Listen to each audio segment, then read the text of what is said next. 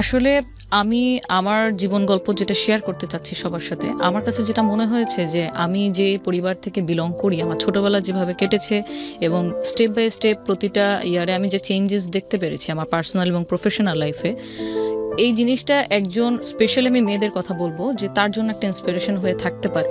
So সেই জায়গা থেকে আপনি আপনারটা শেয়ার করতে এসেছেন। সো আমরা স্টার্ট করতে পারি একেবারে ছোটবেলা থেকে, যেখান থেকে আপনার বলার আছে প্লিজ। কোন জেলায় জন্মগ্রহণ করেছেন? আমি হচ্ছে বেসিক্যালি ঢাকার মেয়ে। আমার দেশের বাড়ি হচ্ছে কেরানীগঞ্জ, ভাওয়ালবেটি। ওকে, শুরু করুন প্লিজ। আমার ছোটবেলা কেটেছে, আমরা হচ্ছে যৌথ পরিবার থেকে বড় হয়েছি শ্যামবাজার, পুরান ঢাকা। এবং আমার স্কুল ছিল হচ্ছে Saint Francis Xavier's girls high school, যেটা হচ্ছে লক্ষ্মীবাজারে অবস্থিত। আমরা 4 বোন, আমাদের কোনো ভাই নেই। আমি হচ্ছে মেঝো। আমার বড় বোনের বিয়ে হয়ে গেছে অলমোস্ট 10 বছর, 2টা বাচ্চা আছে। তো আমার আব্বুরা হচ্ছে মানে সবাই খুব অবাক হয় যে আমার আব্বুরা খুব ফ্যামিলি আর কি খুব বড়। আমার আব্বুরা 10 ভাই 1 বোন। আমার আব্বু হচ্ছে মেঝো, আমিও মেঝো সন্তান। তো ছোটবেলার আপনার সবকিছুই খুব সুন্দর গোছানো ছিল, মানে একসাথে বেড়ে ওঠা, কাজিনদের সাথে খেলাধুলা করা। পুরান ঢাকাতে কি এটা? পুরান ঢাকা। ওকে। তো ওখানে তো প্রচুর মানে উৎসব জারি হোক না কেন সবকিছুতে একটা আমেজ লেগেই থাকে। পৌষ সংক্রান্তিও আমরা খুব ভালো মতো পালন করি। সো ছোটবেলা পর্যন্ত সবকিছুই ঠিক ছিল, স্কুল পর্যন্তও ঠিক ছিল। যখন আমি ইন্টারমিডিয়েটে পড়ি, আমার বাবা হচ্ছে, আমি একটু বলিনি, আমার বাবা হচ্ছে পেশাগতভাবে হচ্ছে ব্যবসায়ী। এবং আমার যে বাকি চাচারা আছে, আমাদের ফ্যামিলিতে টোটাল 4 জন ডাক্তার। একজন আছে হচ্ছে আপনার এনবিআর এর এখন ফার্স্ট সেক্রেটারি হিসেবে আমার চাচা। আর হচ্ছে আমার বাকি চাচারা হচ্ছে বিজনেস করে। তো আমার বাবা নটরডেম কলেজ থেকে আপনার ইন্টারমিডিয়েট পাশ করেছেন এবং তখন থেকে উনি ব্যবসার সাথে জড়িত। আচ্ছা। আমাদের বেসিক্যালি ব্যবসাটা ছিল হচ্ছে আপনার ইম্পোর্ট এক্সপোর্ট, যেটা কাঁচামাল শ্যামবাজারে, যেটা আদা, রসুন, পেঁয়াজ এই ধরনের। তো আমাদের নিজস্ব আড়ত ছিল। ওকে। তো যেগুলো আপনার সব ছোটবেলার মেমোরি। ওকে। তখন পর্যন্ত মানে একদম স্পেসিফিক ভাবে যদি বলি যে ফিনান্সিয়ালি নিড বা অভাব জিনিসটা কি, এটা আমি কখনো বা আমার বড় বোনও কখনো আপনার ইন্টারমিডিয়েট পর্যন্ত আমরা ফেস করিনি বা ফিল করিনি। যেহেতু আবু আগে থেকেই পূর্ব ব্যবসায়ী ছিল, আমার চাচাদের মধ্যে যদি আমরা যেটা মনে করি ভালো থাকা, মানে সমাজে একটা ভালো থাকা, যেটা বলতে বুঝি যে নিজের একটা বাড়ি থাকবে, একটা গাড়ি থাকবে, এটাকে মোটামুটি সাধারণ জ্ঞানে আর কি আমরা ভালো থাকা বুঝি। তো সেটা আমাদের সবার আগেই হয়ে যায়। আমার বাকি চাচাদের মধ্যে আমার আব্বুই হচ্ছে সবার আগে আপনার গাড়ি কেনে। হ্যাঁ। এবং তখন দেখা গেছে যে আমাদের যে স্কুলের যাতায়াত সবকিছুর জন্য আমাদের সাথে একজন বডিগার্ড ঠিক বলবো না, একজন কেয়ারটেকার থাকতো। কারণ যেহেতু পুরান ঢাকা অনেক হিজিবিজি এলাকা এবং আমাদের যে ফ্যামিলিতে আসলে আমরা বিলং করি ওইখানে তখন পর্যন্ত আমরা অত, এখনো বলবো যে আমরা অত বেশি এক্সট্রোভার্ট না। মানে আপনি প্রতিবেশীর বাসায় যাচ্ছি বা সকালে বের হচ্ছি, রাতে আসছি, কোথায় গেল কোনো খোঁজ খবর নাই। সব সময় আমাদের একজন গার্জিয়ান মানে সাথে সবসময় থাকতো। যাওয়ার ক্ষেত্রে কোনো বাইন্ডিংস নেই, বাট সবসময় থাকতো। তো তখন থেকে দেখা গেছে যে আমরা দেশের বাইরে কখনো যাওয়া হয়নি। আব্বু যেহেতু ব্যবসায়ী ছিল, খুবই ব্যস্ত থাকতো, বাট আমরা অলমোস্ট দেখা গেছে যে আমি ইন্টারমিডিয়েট পর্যন্ত অলরেডি 5-6 বার কক্সবাজার ঘুরতে চলে গেলাম, সিলেটে চলে গেলাম চাচাদের সাথে। তো এই ধরনের মেমোরিগুলো ছিল। আর আমাদের টিফিন কস্ট যেমন যদি বলি, আমারটা আমি আপনার স্কুলে যখন যাই, আমার যে ক্লোজ ফ্রেন্ড সার্কেল ছিল 5-6 জন, এদেরকে নিয়ে আমি কখনো একা খেতে পছন্দ করতাম না। তো পকেট মানি যেহেতু আব্বু দিত, তো তখন আব্বুর কাছে চেয়েই নিতাম যে আজকে আমরা এটা খাবো এটা খাবো। প্রতিদিনই দেখা গেছে যে আমরা টিফিন পিরিয়ডে তো টিফিন খাচ্ছি, দেন ছুটির পরেও আবার একটা আড্ডা হতো। তো এই নিয়ে মানে সবসময় হচ্ছে একটু দ্বিধাদ্বন্দ্ব থাকতো যে কি ব্যাপার, ছুটি হয়ে গেছে, তুমি এখনো বাসা থেকে স্কুল থেকে ফিরছো না? যে আব্বু আমি এখন খাচ্ছি, আমি খেয়েই চলে আসতেছি। ততক্ষণ পর্যন্ত কেয়ারটেকার আমাদের সাথে, মানে যেটাকে মনে হয় যে আপনার সোনার চামচ মুখে দিয়ে জন্মগ্রহণ করা, একদম ওই ট্রিটমেন্টটাই আমি ছোটবেলা থেকে পেয়েছিলাম। হ্যাঁ। তো যখন ইন্টারমিডিয়েটে ভর্তি হই, আমার ইন্টারমিডিয়েট ছিল তো মতিঝিল আইডিয়াল কলেজ। আমরা তখন আমাদের একটা নোয়া গাড়ি ছিল আর একটা পাজেরো ছিল। নোয়া এবং পাজেরো 2টা গাড়ি ছিল। তা আব্বু অ্যাজ ইউজুয়াল আগের মতোই ব্যস্ত। আমাদের যেহেতু ছোটবেলাটা থেকেই আমরা দেখেছি আব্বুকে একজন প্রতিষ্ঠিত ব্যবসায়ী হিসেবে, সো ওই বয়সে আসলে আব্বু কি ব্যবসা করছে, কার কার সাথে করছে, তার পার্টনার কয়জন, তার কত টাকা ঋণ আছে, বা তার কি কত টাকা সাকসেস আছে, তার ব্যাংক ব্যালেন্স কত, অ্যাসেট কি কি, এগুলো কিন্তু আমরা আসলে বুঝতে পারিনি, ইভেন কখনো জানতেও পারিনি।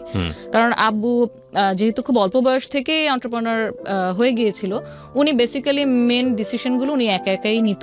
আচ্ছা। আর আমার আম্মুর কথা যদি বলি, আম্মু একান্তই পর্দানশীল এবং হচ্ছে আপনার ধার্মিক ছিল। সো আম্মুর সাথে আব্বু এই ধরনের ব্যবসায়িক আলাপচারিতা খুব একটা বেশি শেয়ার করতো না।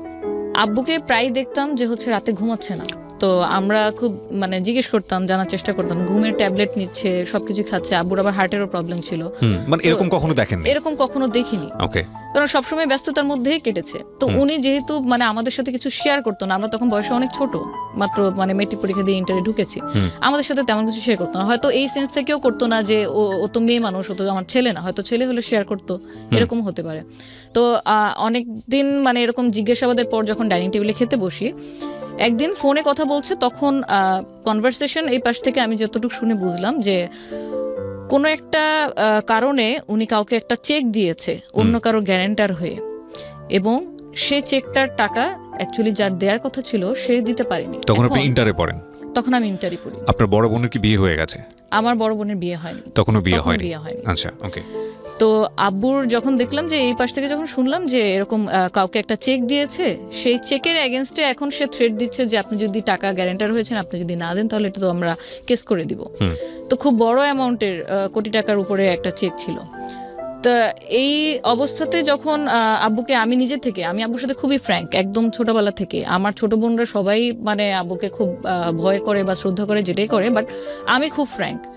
আমি সবসময় ওনার কোনো সমস্যা হচ্ছে কিনা বা আমার কোনো ডিমান্ড আছে কিনা এগুলো সবসময় সরাসরি বলতে পছন্দ করতাম। তো আব্বুকে যখন আমি সরাসরি জিজ্ঞেস করলাম যে হচ্ছে কোনো সমস্যা কিনা, তুমি কিসের চেকের ব্যাপারে কথা বলছিলাম, তো তখন বললো যে না কিছু না, এই একটু প্রবলেম হয়েছে আর কি। তো উনি এড়িয়ে যাওয়ার চেষ্টা করলো। তখন আমি বললাম না, তোমাকে আমি বেশ কিছুদিন ধরে দেখতেছি তুমি ঘুমাচ্ছ না, কেউ কি তোমাকে ফোনে কোনো থ্রেট করতেছে? বলে বলো, সলিউশন তো আছে। মানে বোনদের মধ্যে আপনি সবচেয়ে বেশি ফ্রি ছিলেন, মানে এই ধরনের কোশ্চেন তো বড় বোনের করার কথা। বড় বোনের করার কথা, এক্স্যাক্টলি, কিন্তু আমি আব্বুর সাথে বেশি ফ্র্যাঙ্কলি ছিলাম সব ব্যাপারে। তো আব্বু তখন বললো যে, তখন আমার সাথে শেয়ার করলো ঘটনা যে এরকম আমি তো একজনের উপকার করতে গিয়ে এখন আমি ফেসে গেছি। তো এখন দেখা যাচ্ছে যে ও টাকা তার দিচ্ছে না, এখন তারা আমাকে থ্রেট করছে যে হচ্ছে যদি না করি তাহলে চেকের মামলা হয়ে যাবে। এর মধ্যে একটা ছোট করে বলে রাখি, আমাদের মানে বিজনেস পারপাসে আব্বু ব্যাংক থেকে লোন নিয়েছিল বেশ কিছু অ্যামাউন্টের। তো ব্যাংক থেকে লোন নেওয়ার পরে সেই লোন এরকম বাড়তে বাড়তে বছরে বছরে বাড়তে বাড়তে প্রায় আপনার 24 কোটি টাকার কাছাকাছি চলে গিয়েছিল। ও, এটা আপনারা কেউ জানতেন না? আমরা জানতাম না, মাই গডনেস। কারণ এটা তো আমি যখন ছোট, আরো ছোট, তখন থেকে হচ্ছে। আচ্ছা, তখন থেকে হচ্ছে? হ্যাঁ, তখন থেকে অলরেডি হচ্ছে। মানে আমি ইন্টারের পরেই আমার মেন হচ্ছে আপনার মানে ক্রাইসিসটা শুরু হয়, সবকিছু আস্তে আস্তে খোলাসা হতে থাকে। ওই পর্যন্ত আমরা কিছুই জানতাম না। ওকে। তো আব্বু তখন বললো যে না, এরকম কিছু প্রবলেম হয়, সমস্যা নেই, আমি কথা বলে এটাকে আমি সর্ট আউট করে নিব। একদিন দুই দিন আবার গেল, 3 দিনের দিন আবার যখন দেখলাম এখনো তাকে ফোনে মানে কন্টিনিউ কিছু লোক মানে হয়তো হুমকি ধামকি দিচ্ছে, তখন আমি বললাম ব্যাপারটা আমি আবার আমার দাদার সাথে চাচাদের সাথে শেয়ার করার জন্য আব্বুরে বললাম যে আচ্ছা ঘটনাটা কি আমাকে বলো, আমরা কোন একটা সর্ট আউট তো করবো। এখন এখানে যদি তোমারও কোনো ফল্ট থেকে থাকে বা যারই ফল্ট, এটা একটা সর্ট আউট করতে হবে। এভাবে ঝগড়াঝাটি করে তো আসলে ঝামেলা বাড়বে, ঝামেলা কমবে না। তো ওইখান থেকে দেখা গেলো যে হ্যাঁ, আবু বললো যে অমুকের কাছ থেকে আমি চেকটা আমি দিয়েছিলাম, কিন্তু এখন তো ওই উল্টা আমাকে থ্রেট দিচ্ছে। তো এই জিনিসটা যখন আমি চাচাদের সাথে শেয়ার করি, তখন আমি শেয়ার করতে গিয়ে দেখলাম যে হচ্ছে মানে আমার মাথায় আকাশ ভেঙে পড়ার মতো। এই জন্য আমি শেয়ার করতে গিয়েছিলাম ধরেন 5% একটা প্রবলেমের কথা, কিন্তু গিয়ে জানতে পারি অলমোস্ট 80% একটা প্রবলেম নিয়ে আমরা অলরেডি চলছি, মুভ করছি। মানে বিষয়টা হচ্ছে এরকম যে আমার শরীরের কোনো একটা জায়গায় ছোট্ট একটা কিছু হয়েছে বলে আমি ডাক্তারের কাছে গিয়েছি, কিন্তু গিয়ে দেখি যে ক্যান্সার হয়ে বসে আছে। সঠিক। হ্যাঁ। এবং যখন মানে দেখলাম যে আব্বু এত কিছু শুরুর থেকে আমাদের কাছে মানে হাইডের পর হাইড করে আসতেছে, আমরা জানি না। আমাদের যে বাসাটা ছিল, নিজেদের বাড়ি ছিল যেটা শ্যামবাজারে 9 তলা বিল্ডিং ছিল, আব্বু পাকিস্তান থেকে মার্বেল পাথর ইম্পোর্ট করে বাসাটা বানায়। My goodness. ওটার নিচেই আমাদের আড়ত ছিল। সেই বাসাটার এগেইনস্টে অলরেডি আপনার মানে নিলামের নোটিশ চলে আসছে পত্রিকাতে, লোনের এগেইনস্টে। যে যদি লোনটা শোধ না করেন টাইমলি, অলরেডি তো চেকের ব্যাপারটা ছিলই একটা মাইনর জিনিস, বাট এটা যখন জানতে পারি যে পত্রিকাতে চলে আসছে নিলাম হবে, এটা তো মানে সেই লেভেলের একটা বদনাম। বিশেষ করে আমাদের মতো ফ্যামিলি, আমরা তো ওখানে আমাদের ব্যবসা, আমার দাদা 1964 থেকে ব্যবসা করে, সো ওখানে আমরা খুবই রিনোন। তো যখন এটা জানলাম, আমার জাস্ট এটাই মনে হচ্ছিল যে তাহলে আমাদেরকে কেন বলা হয় নাই, আমরা তো অ্যাটলিস্ট হয়তো কিছু করতে পারতাম না, বাট একটা সাজেশন মেয়ে হিসেবে যতটুকু গাইডলাইন দেওয়ার কথা ততটুকু তো দিতে পারতাম, যতটুকুই নলেজে ছিল। তো এটা জানার পর তো তখন আব্বুকে গিয়ে আবার যখন বাসা ব্যাক করলাম, বাসা ব্যাক করে আব্বুকে বললাম, আব্বু এই ঘটনা, তাহলে আমাদেরকে কিছু বলো নাই কেন? বলে তোরা টেনশন করবি এই জন্য বলিনি। তোরা টেনশন করবি, আমরা যে তোমার 4টা মেয়ে, আম্মু আছে, আমাদের যদি আজকে বাড়িটা মাথার উপর থেকে ছাদটা যদি সরে যায়, আমরা যাব কোথায়? তাহলে ফিউচার প্ল্যান কি? তোমার তো একটা ব্যাকআপ তো থাকবে, তুমি এত বছর ধরে বিজনেস করতেছো, তো সেখানে তো মানে কোনো একটা অ্যারেঞ্জমেন্ট তো থাকবে, হয়তো এফডিআর থাকবে, না তো অন্য কোথাও জায়গা কেনা থাকবে, কোনো ফ্ল্যাট কেনা থাকবে। আমাদের তাহলে সিকিউরিটি সিস্টেমটা কি ফিউচার? তার চেয়ে বড় কথা হচ্ছে তুমি কিভাবে এত টাকা মানে লস হলো তোমার, বা এত লোনটা কি কিসের জন্য হলো, এটার অ্যান্সার কি দিয়েছিল সে? এটার অ্যান্সার বলতে আব্বু যেহেতু অল্প বয়স থেকে ব্যবসা করছে, তো যখন দেখছে যে একটা বিজনেস করে ভালোই প্রফিট হচ্ছে, তখন একই সাথে আরো 3টা বিজনেস করে ফেলছে, এবং সবগুলোতে মোটামুটি ধরা গেছে, সবগুলোতে মোটামুটি যেমন প্রফিট করেছে। ব্যবসা আসলে হয় কি, যে লাভ হলে 500 টাকা লাভ হয়, লস হলে বা 5000 টাকা একসাথেই লস হয়। জাস্ট এই কারণেই আপনার ওই ব্যাংক লোনে যাওয়ার কারণে আমার দাদার সবসময় নিষেধ ছিল যে ব্যাংকে লোন করো না, কারণ এটা আমাদেরকে মানায় না, সবাইকে ব্যাংক লোন মানায় না। তো উনি জানায়ও নেই যে উনি ব্যাংক লোন করছে। তো অনেক কিছুর ব্যাপারের কারণে উনি অনেকের কাছে ইনফরমেশন হাইড করে গেছে। কিন্তু এই যে আমার যে একটা ইনসিকিউর আমি ফিল করলাম তখন, যে আমাদেরকে জানাও নাই, তাহলে এখন যদি বাসাটা সত্যি সত্যি নিলাম করে দিতে হয় বা কাউকে সেল করে দিতে হয়, আমরা কোথায় যাব? রাইট। তখন আব্বুর কাছে এটার কোনো অ্যান্সার নাই। অ্যান্সার এই জন্য নাই যে উনি ভাবছে যে ব্যাংক ব্যালেন্স তো আছে, আমরা কোথাও না কোথাও যাব, কোথাও না কোথাও গিয়ে উঠবো। বাট এই যে একটা ট্রিপ্লেক্স বাসা, 9তলা বিল্ডিং, যেটা বানাতে খরচ হয় আনুমানিক 10 কোটি টাকার কাছাকাছি, কিন্তু পরে বদনামের ভয়ে কারো কাছে সেল করে দিলাম 2.25 কোটি টাকা, মানে মাত্র 2.25 কোটি টাকায়। তো এখানে তো অলমোস্ট লস। আমি যদি এখান থেকে প্রফিট করে বের করতে পারতাম, তাহলে আমার সেকেন্ড কোন অ্যাড্রেস আমি করতে পারতাম। সো এটা আপনার ইন্টারমিডিয়েটে পড়া অবস্থায় ঘটনা? ইন্টারমিডিয়েটে পড়া অবস্থায় ঘটনা। ওকে। তারপরে আমরা এখন যেহেতু বাসা সেল করেই দিতে হবে, আমরা চাচ্ছি না যে এটা পত্রিকাতে উঠে নিলাম হোক, কারণ এটা বদনাম হয়ে যাবে। তখন গিয়ে আমরা আশ্রয় নিই আমাদের দাদি বাসায়, যেখানে আমরা বড় হয়েছি, যেখানে অলরেডি আমার চাচারাও থাকছিল। তো ওখানে অলমোস্ট কোনো কিছুই কোনো প্ল্যানিং সে করেনি, শুধু বিজনেসই করে গিয়েছে। তো 2 বছর দাদি বাসায় থাকার পরে আমাদের পড়ালেখার পারপাসে, ততদিনে আমার ইন্টারমিডিয়েট শেষ, আমি ইন্টারমিডিয়েট ভর্তি হয়েছিলাম, 2 বছরের ইন্টারমিডিয়েট শেষ।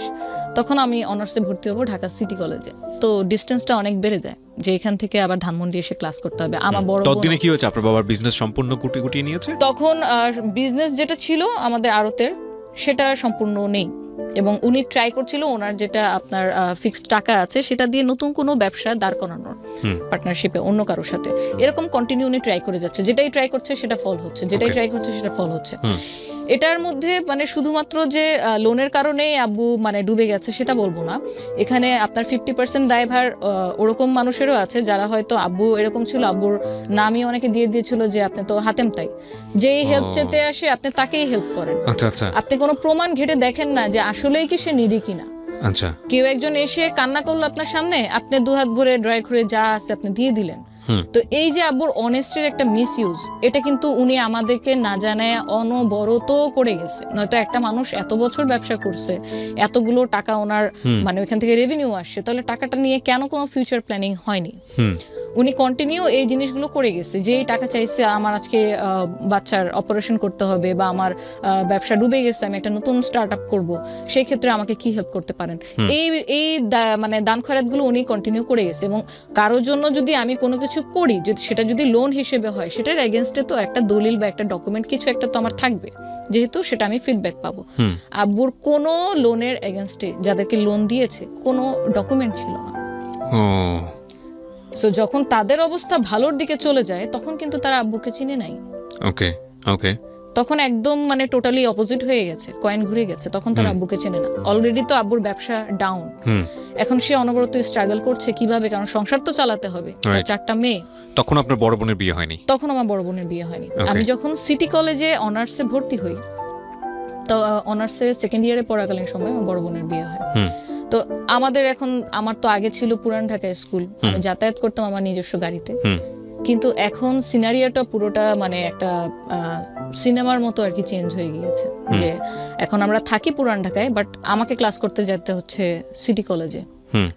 আমার বোন তখন পড়তো আপনার স্ট্যামফোর্ডে এনভায়রনমেন্টাল সায়েন্সে। তো যাতায়াত ব্যবস্থার জন্য আমাদের দাদি বাসায় যতগুলো গাড়ি ছিল আসলে সব চাচারাই যার যার পার্সোনাল গাড়ি ইউজ করতো। যে ডাক্তার সে তার গাড়ি নিয়ে বের হয়ে যাচ্ছে, যে ব্যবসায়ী সে তার গাড়ি নিয়ে বের হয়ে যাচ্ছে। তো এই কমিউনিকেশন গ্যাপটা কিভাবে ইরেজ করা যায় সবকিছুই দেখা গেল যে একটা টানাপোড়ার মধ্যে চলে আসতেছে। তো যে মেয়ে আমি কোনোদিন মানে গাড়ি ছাড়া কোথাও মুভ করিনি, আমি তখন বাসে উঠি, পাবলিক বাস, মালঞ্চ বাসে করে আমি সূত্রপুর বাস স্ট্যান্ড থেকে আমি সিটি কলেজে আসা শুরু করি। কিন্তু বাসের টিকিট কিভাবে কাটতে হয়, কি বলতে হয়, বাসের হ্যান্ডেল কোনটা ধরে উঠবো, কোন সিটে বসতে হয়, বা আর কোনো ফর্মালিটিস আমি কখনো জীবনে কোনোদিন পাবলিক বাসে উঠিনি। বাসে ওঠার এক্সপিরিয়েন্স দুবারই হয়েছে, যেটা আমি মানে আমার স্কুল থেকে আমাদেরকে স্টাডি ট্যুরে পিকনিকে নিয়ে যেত তখন। সো আমি ওইখান থেকে যখন যাতায়াত শুরু করি, আমি গাড়ির ব্যবস্থা যখন সাপোর্টটা দাদি বাসার থেকে পাইনি বলবো না, পেয়েছি সময়ে অসময়ে, কারণ যেহেতু সবাই পার্সোনাল গাড়ি ইউজ করে সবসময় ওরকম হতো না।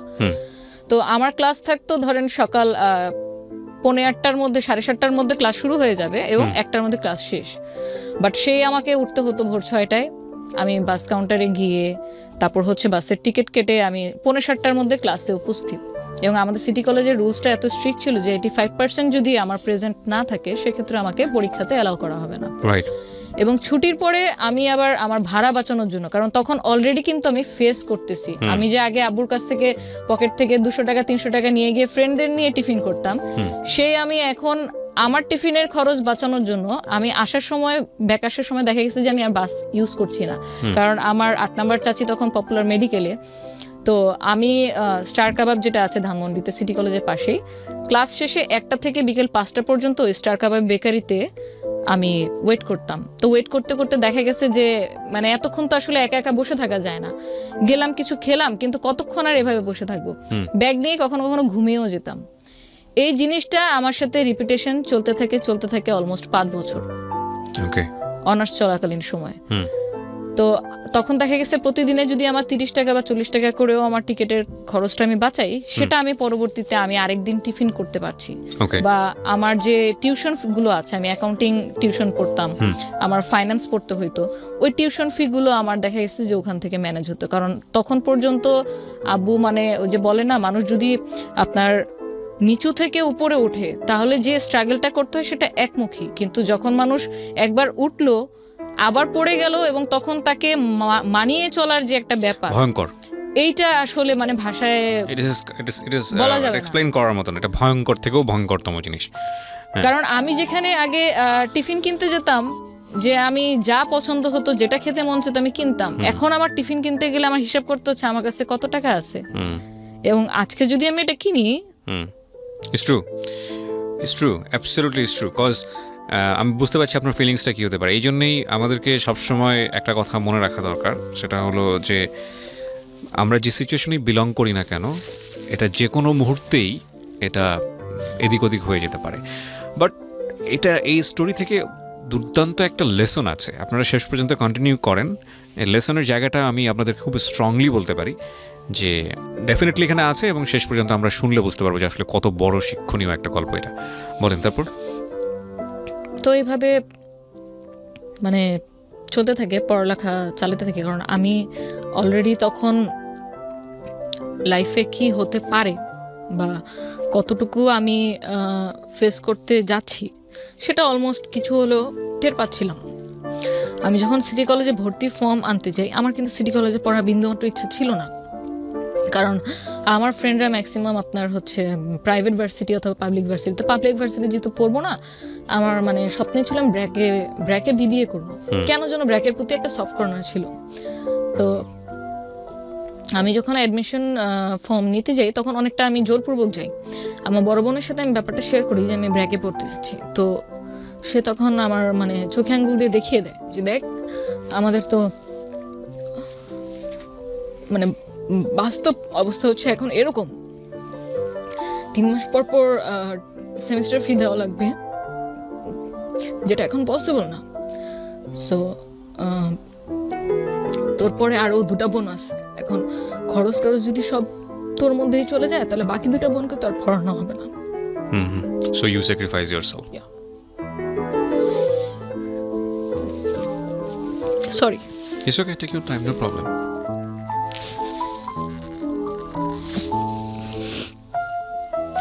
Very learning story, প্রিয় দর্শক এবং শ্রোতা, শেষ পর্যন্ত শুনবেন আপনারা। একটা মেয়ে বাংলাদেশে কি পারে এবং একজন নারী বাংলাদেশে কি পারে সেটা শিখতে হলে, জানতে হলে এই গল্পটা আমাদের শেষ পর্যন্ত শোনা উচিত। তারপর কি হলো? তারপর আমি তো ভর্তি হলাম, অ্যাকাউন্টিং আমার ফেভারিট সাবজেক্ট ছিল ইন্টারে থেকে, ইন্টারে ভর্তি হলাম যে ঠিক আছে,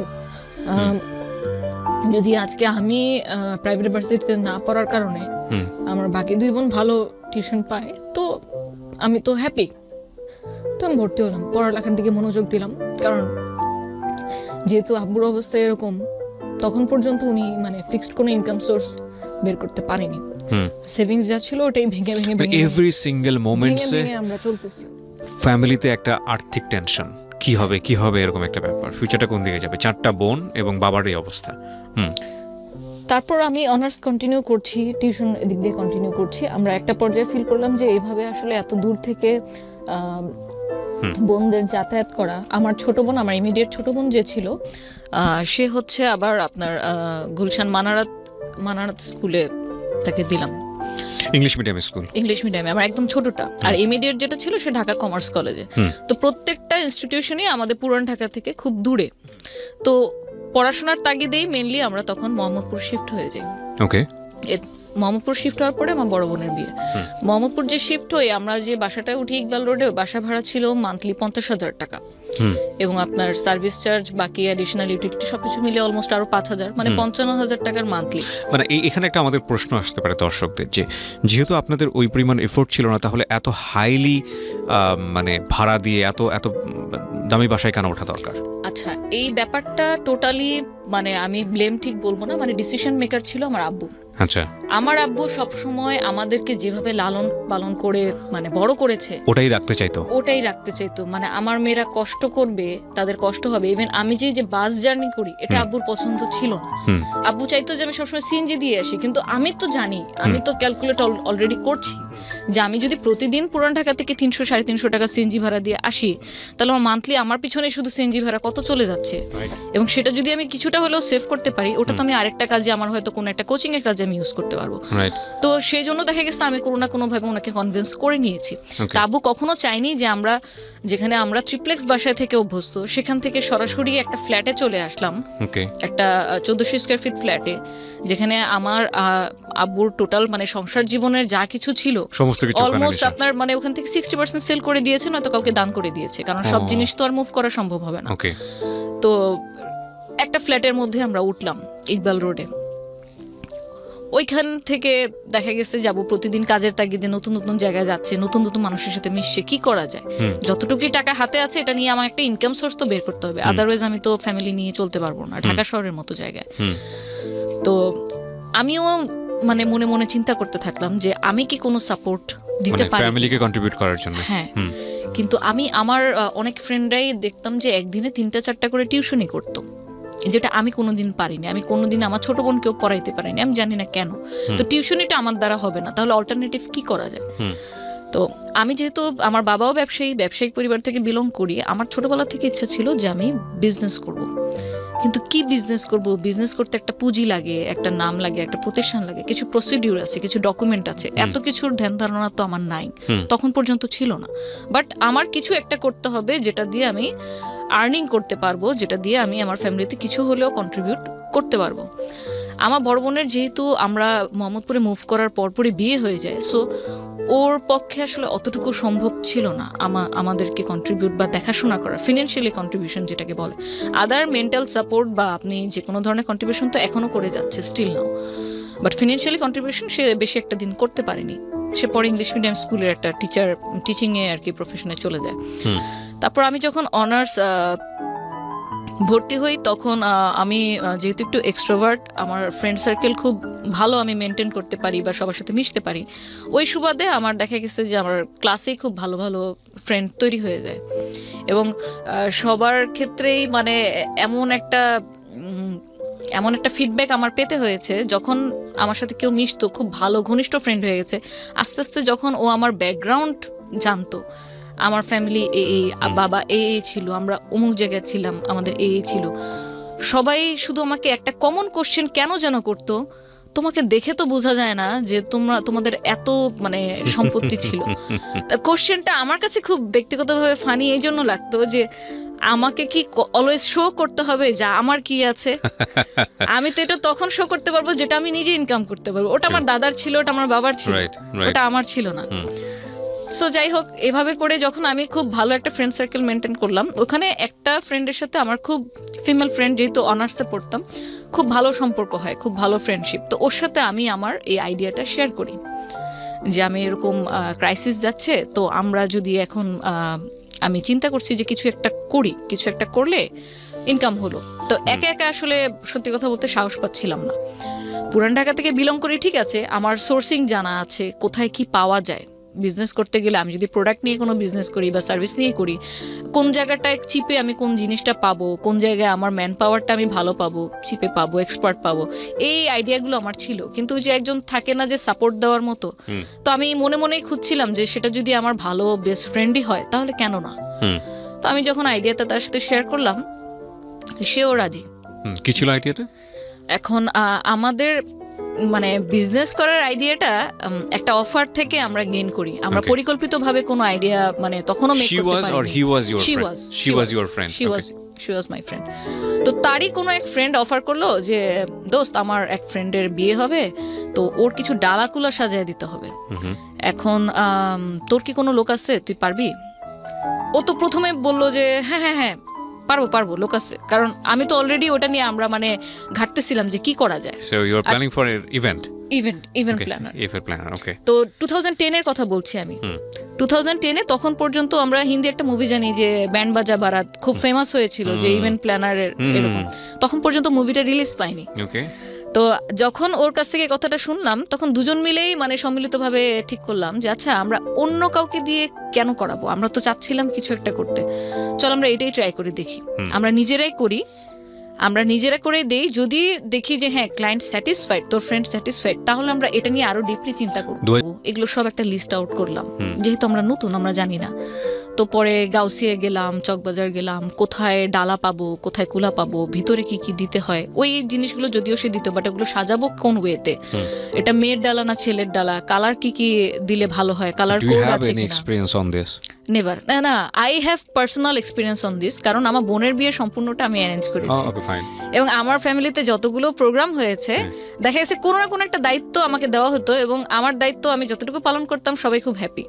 এই কাজটা মানে এই যে ইভেন্ট ম্যানেজমেন্টের যে বিষয়টা, এটা আমাকে ছোটবেলা থেকে খুব উৎসাহ দিত। তো মেন্টালি একটা প্রিপারেশন ছিল যে এই টাইপের কিছু করবো, বাট এরকম অফারটা সামনে থেকে আসাতে আমার জন্য খুব ইজি হয়ে গেছে ওটাকে গ্র্যাব করা।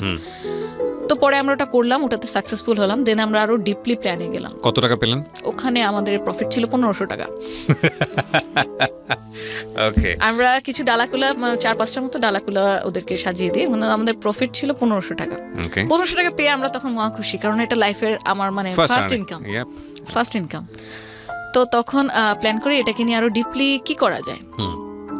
এই করতে করতে আমরা একটা লিস্ট তৈরি করলাম যে ইভেন্ট ম্যানেজমেন্টে কি থাকে, আমরা কতটুকু সাপোর্ট দিতে পারবো, আর আমরা এটাকে প্রচার করব কিভাবে, মানুষকে জানাবো কিভাবে যে আমরা এই কাজ করি, আর আমাদের কাজগুলো করে দিবে কে। এই টোটাল জিনিসটা মানে লিস্ট আউট করলাম। আমি যেহেতু তখন একদমই মানে নিউবি, বিজনেস মানে এন্টারপ্রেনার হিসেবে নিউবি, সো ওর সাথে যে আমার যে একটা বেস্ট ফ্রেন্ডের রিলেশন, এটাই আমার কাছে তখন মুখ্যম বিষয়।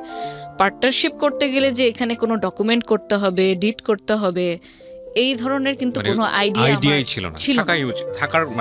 থাকাটাই আমার কাছে মনে হচ্ছে অপ্রাসঙ্গিক। বিকজ আমার জায়গা থেকে যেটা মনে একটা প্রতিষ্ঠান করতে গেলে, আমি এখানে শেয়ার করছি, অনেক কিছু প্রয়োজন হয়, গভর্নমেন্ট ডকুমেন্টের অনেক কিছু প্রয়োজন হয়। কিন্তু এটা আসলে আমাদের যখন আমরা ল্যান্ডে নামি, তখনই জানতে পারি, রাগ পর্যন্ত জানার ওইভাবে আসলে সুযোগও নাই। হ্যাঁ বলেন তারপর। সঠিক। তো পরে যেহেতু ওর সাথে আমার বিশ্বাসের সম্পর্ক, এর চেয়ে বেশি আমি আর কিছু বলতে পারবো না, মানে যেখানে একদম অটুট বিশ্বাস, সে বিশ্বাস নিয়ে আমরা আগাই। ওর সাথে আমি পার্টনারশিপ করি, আমরা 50-50% নিতাম। তো আমিও খুঁজে খুঁজে ওকে নিয়ে একদম প্রত্যেক জায়গায় ঘুরি যে আমাদের যদি ওয়েডিং এর কাজ আসে আমরা কোন কারিগর দিয়ে করাবো। তখন আমরা বিভিন্ন মার্কেটে যাই, মার্কেটে গিয়ে কারা কারা এই কাজগুলো করছে, কারা কোন রেটে দিচ্ছে। একই ডিজাইন আমরা দেখা গেছে যে ট্যাবলেটে নিয়ে বা মোবাইলে নিয়ে 10টা দোকানে দেখাচ্ছি, তো যে কারিগর রেটটা কম দিচ্ছে তুলনামূলকভাবে তার কাজের মান ভালো, আমরা আবার বিভিন্ন ভেন্যু রেকি করতাম। সাপোজ যে ওনারই কোনো ইভেন্ট চলছে, উনি হয়তো অফার দিল, ম্যাডাম আপনি যদি আমার কাজ দেখতে চান আইসেন। তো গিয়ে আমরা তখন দেখলাম যে হ্যাঁ ওনার কাজটা মোটামুটি কোয়ালিটিফুল, এটা আমি আমার ক্লায়েন্টকে দিতে পারি। তো এরকম ভাবে বিভিন্ন জাস্টিফিকেশন করে আমরা একটা টিম ক্রিয়েট করি যে আমাদের ওয়েডিং এর কাজ হলে ওকে দিয়ে করাবো, বার্থডের কাজ হলে ওকে দিয়ে করাবো, আর এই যে কনসালটেন্সির যে জিনিসটা এটাই থাকবে আমাদের প্রফিট। এবং এই পার্টটাতে দেখা গেছে যে টোটাল ক্লায়েন্টের সাথে যত ধরনের ডিলিংস, এই টোটালটাই আমার ফ্রেন্ড করছে।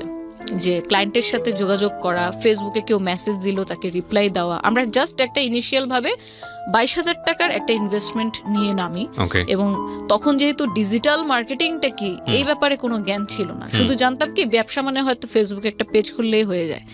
তো এই 22,000 টাকা দিয়ে আমরা ভিজিটিং কার্ড করি, আমরা আমাদের বিভিন্ন ভলেন্টিয়ার করব, তাদেরকে দিয়ে লিফলেট বিলি করাবো বিভিন্ন কলেজের সামনে, স্কুলের সামনে, কোচিং এর সামনে, ওদের জন্য টি শার্ট বানাই, লিফলেট বানাই।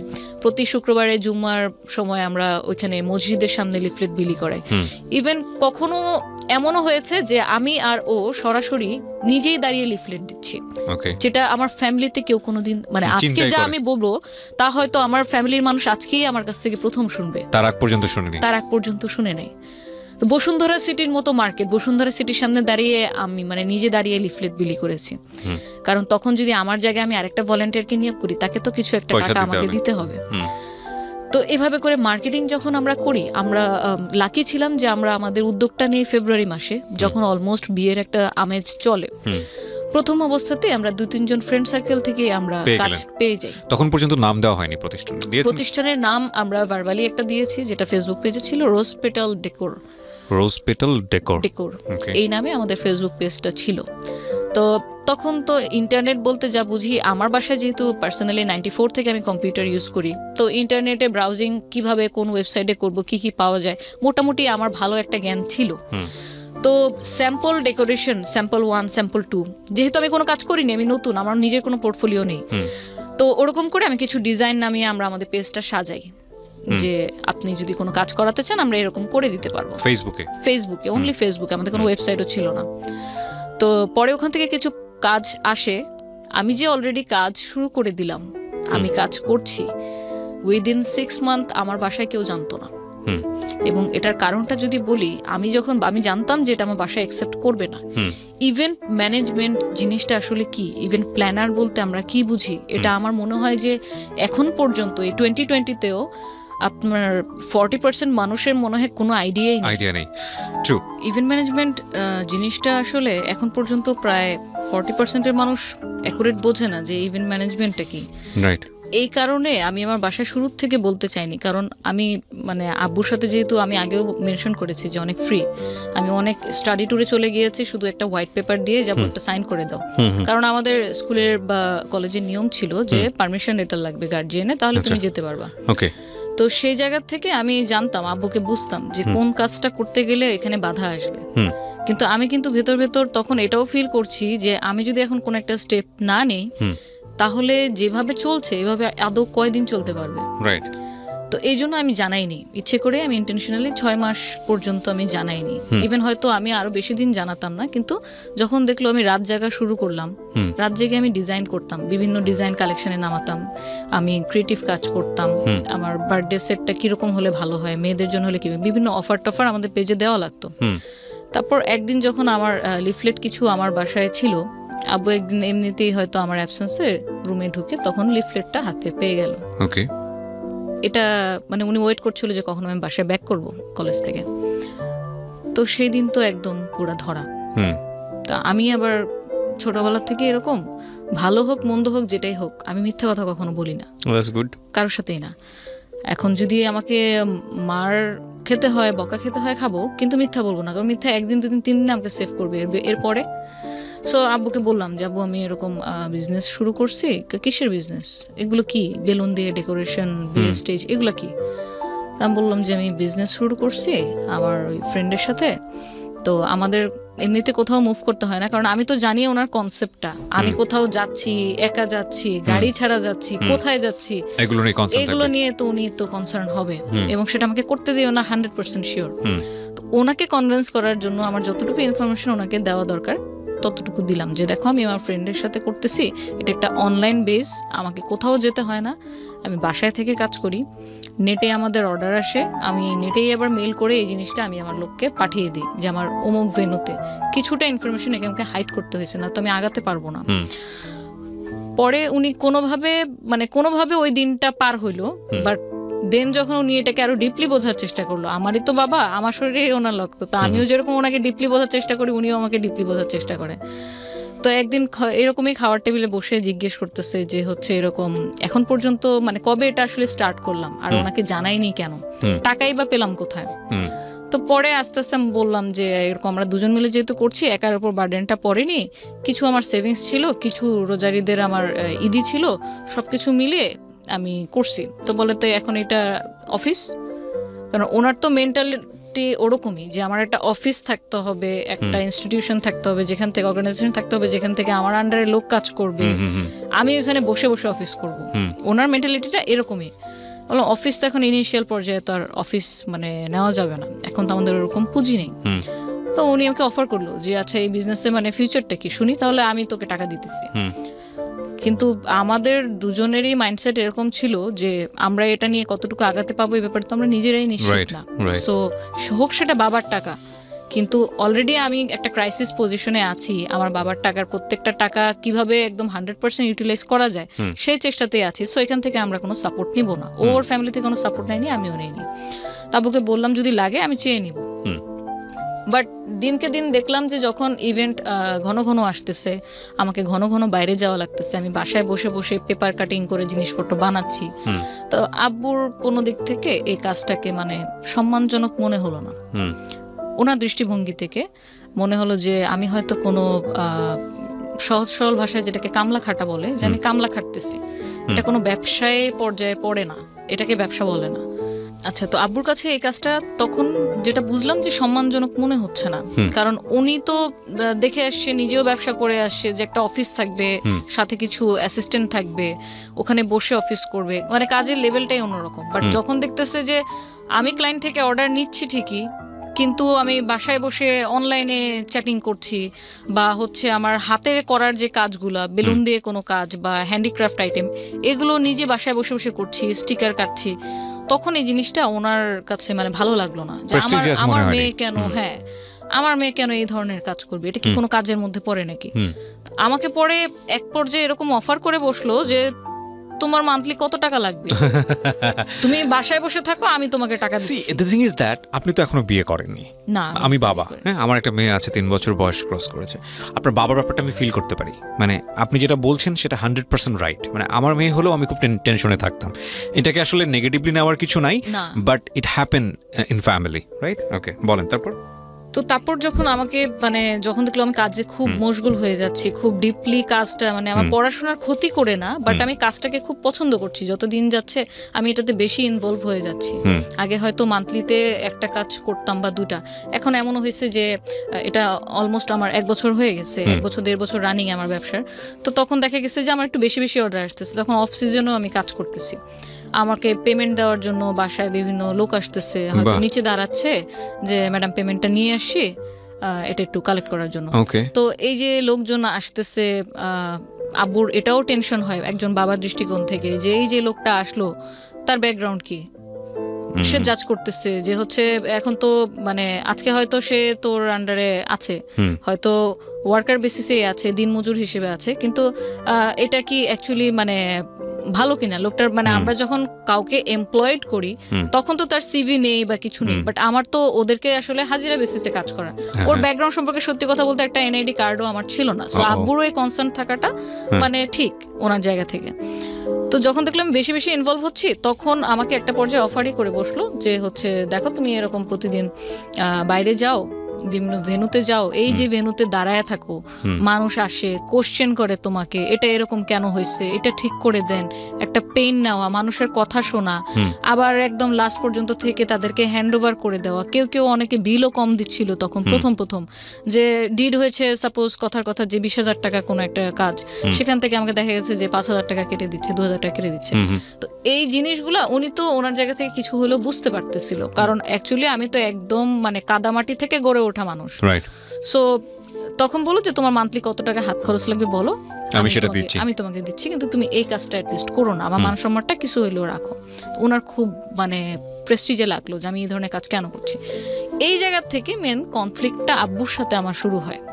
আমি হচ্ছে যে না, আমি করব কাজ, কোনো কাজকে আসলে ছোট করে দেখা যাবে না। আমার দাদার সিম্পল একটা ব্যাকগ্রাউন্ড যদি বলি, উনি কিন্তু পাকিস্তান 1964 থেকে উনি বিজনেস করে, কিন্তু উনি কি এক লাফে শিল্পপতি হয়ে গেছে তা তো না। ওনার কিন্তু একটা স্ট্রাগল ছিল, সাইকেল চালিয়ে হাটে পান নিয়ে চলে যেত, পাকিস্তান বর্ডারে পান বিক্রি করতো, গামছা বিছিয়ে কলা বিক্রি করতো। যখন আপনার দোকান ছিল আড়তে, আমাদের প্রথম আড়ত, তখন আমার দাদা কখনো এটা চিন্তা করেনি যে হচ্ছে আমার আজকে যদি আমি মজুদ, এখন আমরা রিসেন্টলি যেটা দেখি পেঁয়াজের দাম কেন বেড়ে যায়, আদার দাম কেন বেড়ে যায়, আমার দাদা কখনো মজুদ করে রাখতো না। ওনার হিসাব ছিল আমার আজকে খাবারের মতো টাকা উঠে গেছে, আমি শাটার বন্ধ করে বাসায় যেয়ে ফ্যামিলিকে টাইম দিব। সো ওই জিনিসটা না আমার ভিতরেও কাজ করতো যে যদি আমার দাদা কলা বিক্রি করতে পারে, উনি যদি পান বিক্রি করতে পারে মানুষের কাছে, দেন তো ইম্পোর্ট ব্যবসা শুরু করলো। কি ছিল মানে কি করেছিল শেষ পর্যন্ত? ওনার তো হচ্ছে উনি ইন্ডাস্ট্রিয়ালিস্ট ছিল, ওনার রেক্সিনের ফ্যাক্টরি, তারপর হচ্ছে আমাদের যে এটা হচ্ছে আমাদের মানে পিতৃগত ব্যবসা, যেটা যে ইম্পোর্টার আপনার কাঁচামালের, আমাদের এখন বর্তমানে এখন পর্যন্ত 2টা আড়ত আছে ওখানে আমার দাদা। মানে কাঁচামাল বলতে মানে সব ধরনের বাজারের কাঁচা সবজি থেকে শুরু করে সমস্ত কিছু, যে আদা রসুন পেঁয়াজ তারপর মরিচ এগুলো। এখন তাহলে আমি যদি আজকে আমি নিজে লিফলেট বিলি করলাম, বা নিজে দেখা গেছে যে আমার ফুলের ওয়ার্কারের জায়গায় আমি তো প্রত্যেকটা কাজ বলবো হাতে ধরে শেখা, আমি যে শুধুমাত্র ভেন্ডর হায়ার করেছি তা না। এই যে বেলুন কিভাবে আপনার ফ্লাওয়ারের একটা শেপ নিয়ে আসতে হবে, সেটা কিন্তু আমি আমার ওয়ার্কে শিখাইছি, ইউটিউবে ভিডিও দেখে, টিউটোরিয়াল ভিডিও দেখে। ওরা তো এসব জানে না, ওরা টেকনোলজি থেকে অনেক দূরে। সো প্রতিটা কাজ আমার হাতে দেখিয়ে করানো। তো আমার কথা হচ্ছে যে যদি আমি কোনো কাজ করে সেটা সম্মানের সাথে, অনেস্টের সাথে যদি আমি আর্ন করি, সেটাতে তো লজ্জার কিছু নেই। এখন যদি একটা সিএনজি ওয়ালার কথা বলি, সে তো অ্যাটলিস্ট ভিক্ষা করছে না, সে কাজ করছে, কাজ করে কামাচ্ছে। তাকে তো হচ্ছে আমরা অসম্মানের চোখে দেখতে পারি না। আব্বুর সাথে যেটা দেখা গেছে, আব্বুর জায়গা থেকে দাঁড়িয়ে তার মেয়ে হিসেবে আমাকে যেটা বলছিল সেটা আমি নিতে পারছিলাম। তো এই জায়গা থেকে কিছু আপনার দ্বন্দ্ব রেগুলারই হচ্ছে।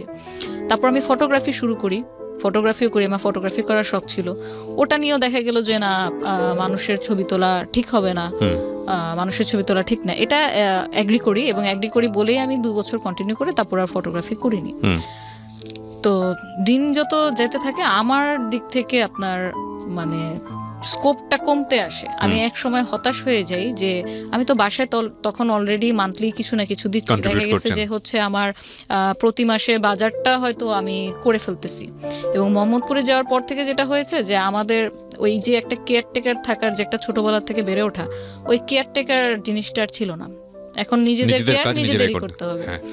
সো যেহেতু মোহাম্মদপুর থাকি, আমি বাজার, কাঁচা বাজার যেটাকে বলে, বাসার সদাই কেনা, এটা আমিই করতাম। আমাকে ছোটবেলা থেকে আমার চাচা চাচি, খালা খালু, মামা এরা বলতো যে এটা তো কুতুবের, আমার আব্বু আর কি, কুতুবের মেয়ে না, ও হচ্ছে কুতুবের ছেলে। কারণ ওই যে ছোটবেলা থেকে এই ধরনের কাজ আমি করি। তো বাজারে একদম টোটালি 2010 থেকে শুরু করি, এখন 2020 চলে, 10 বছর ধরে আমার বাসার বাজার আমিই করি এখন পর্যন্ত। তো তখনও কন্ট্রিবিউট করছি, হয়তো কিছু কন্ট্রিবিউট করতে পারতেছিলাম বলে আব্বু একদম টোটালি জিনিসটাকে মানে ডিসএগ্রি করতে পারেনি। আচ্ছা করতেছে করুক, কিন্তু আব্বুর ধারণা এবং সবার ধারণা, আমার বোনের ধারণাও এটা ছিল যে ইভেন্ট ম্যানেজমেন্ট জিনিসটা মানুষ ভালো চোখে দেখে না। তারা ইভেন্ট বলতে ভাবে যে হয়তো আমরা যেটা দেখি বিভিন্ন ফেয়ারে গেলে আপনার রিপ্রেজেন্টেটিভ থাকে কিছু, ফর্মাল ড্রেসে পরা, আইডি কার্ড ঝুলানো, কি লাগবে স্যার, কি সার্ভিস দিতে পারি, এই ধরনের। ওনাদের কনসেপ্টটা অতটুকুর মধ্যে সীমাবদ্ধ ছিল যে দেখ মানুষ তো আর বুঝবে না যে তুই এখানে নিজে ভেন্যুতে মানে তুই মালিক, তুই ডিরেকশন দিচ্ছিস কিন্তু কাজ করতেছে তোর আন্ডারে অন্য কেউ। মানুষ কিন্তু ইভেন্ট ম্যানেজমেন্ট বলতে এটাই ভাববে যে তুই নিজে ফিজিক্যালি ওইখানে গিয়ে হয়তো এরকম সবার সাথে মানে অ্যাজ এ জব টাইপের কাজ আর কি এরকম করতেছিস। তো এটা আসলে আমাদের সাথে যায় না। আমাদেরকে মানুষ কি বলবে, যারা পরিচিত আত্মীয় স্বজন আছে এরা তো এটা ভালো চোখে দেখবে না, ইভেন দেখছে না এখন পর্যন্ত, তুই এটা ছেড়ে দে।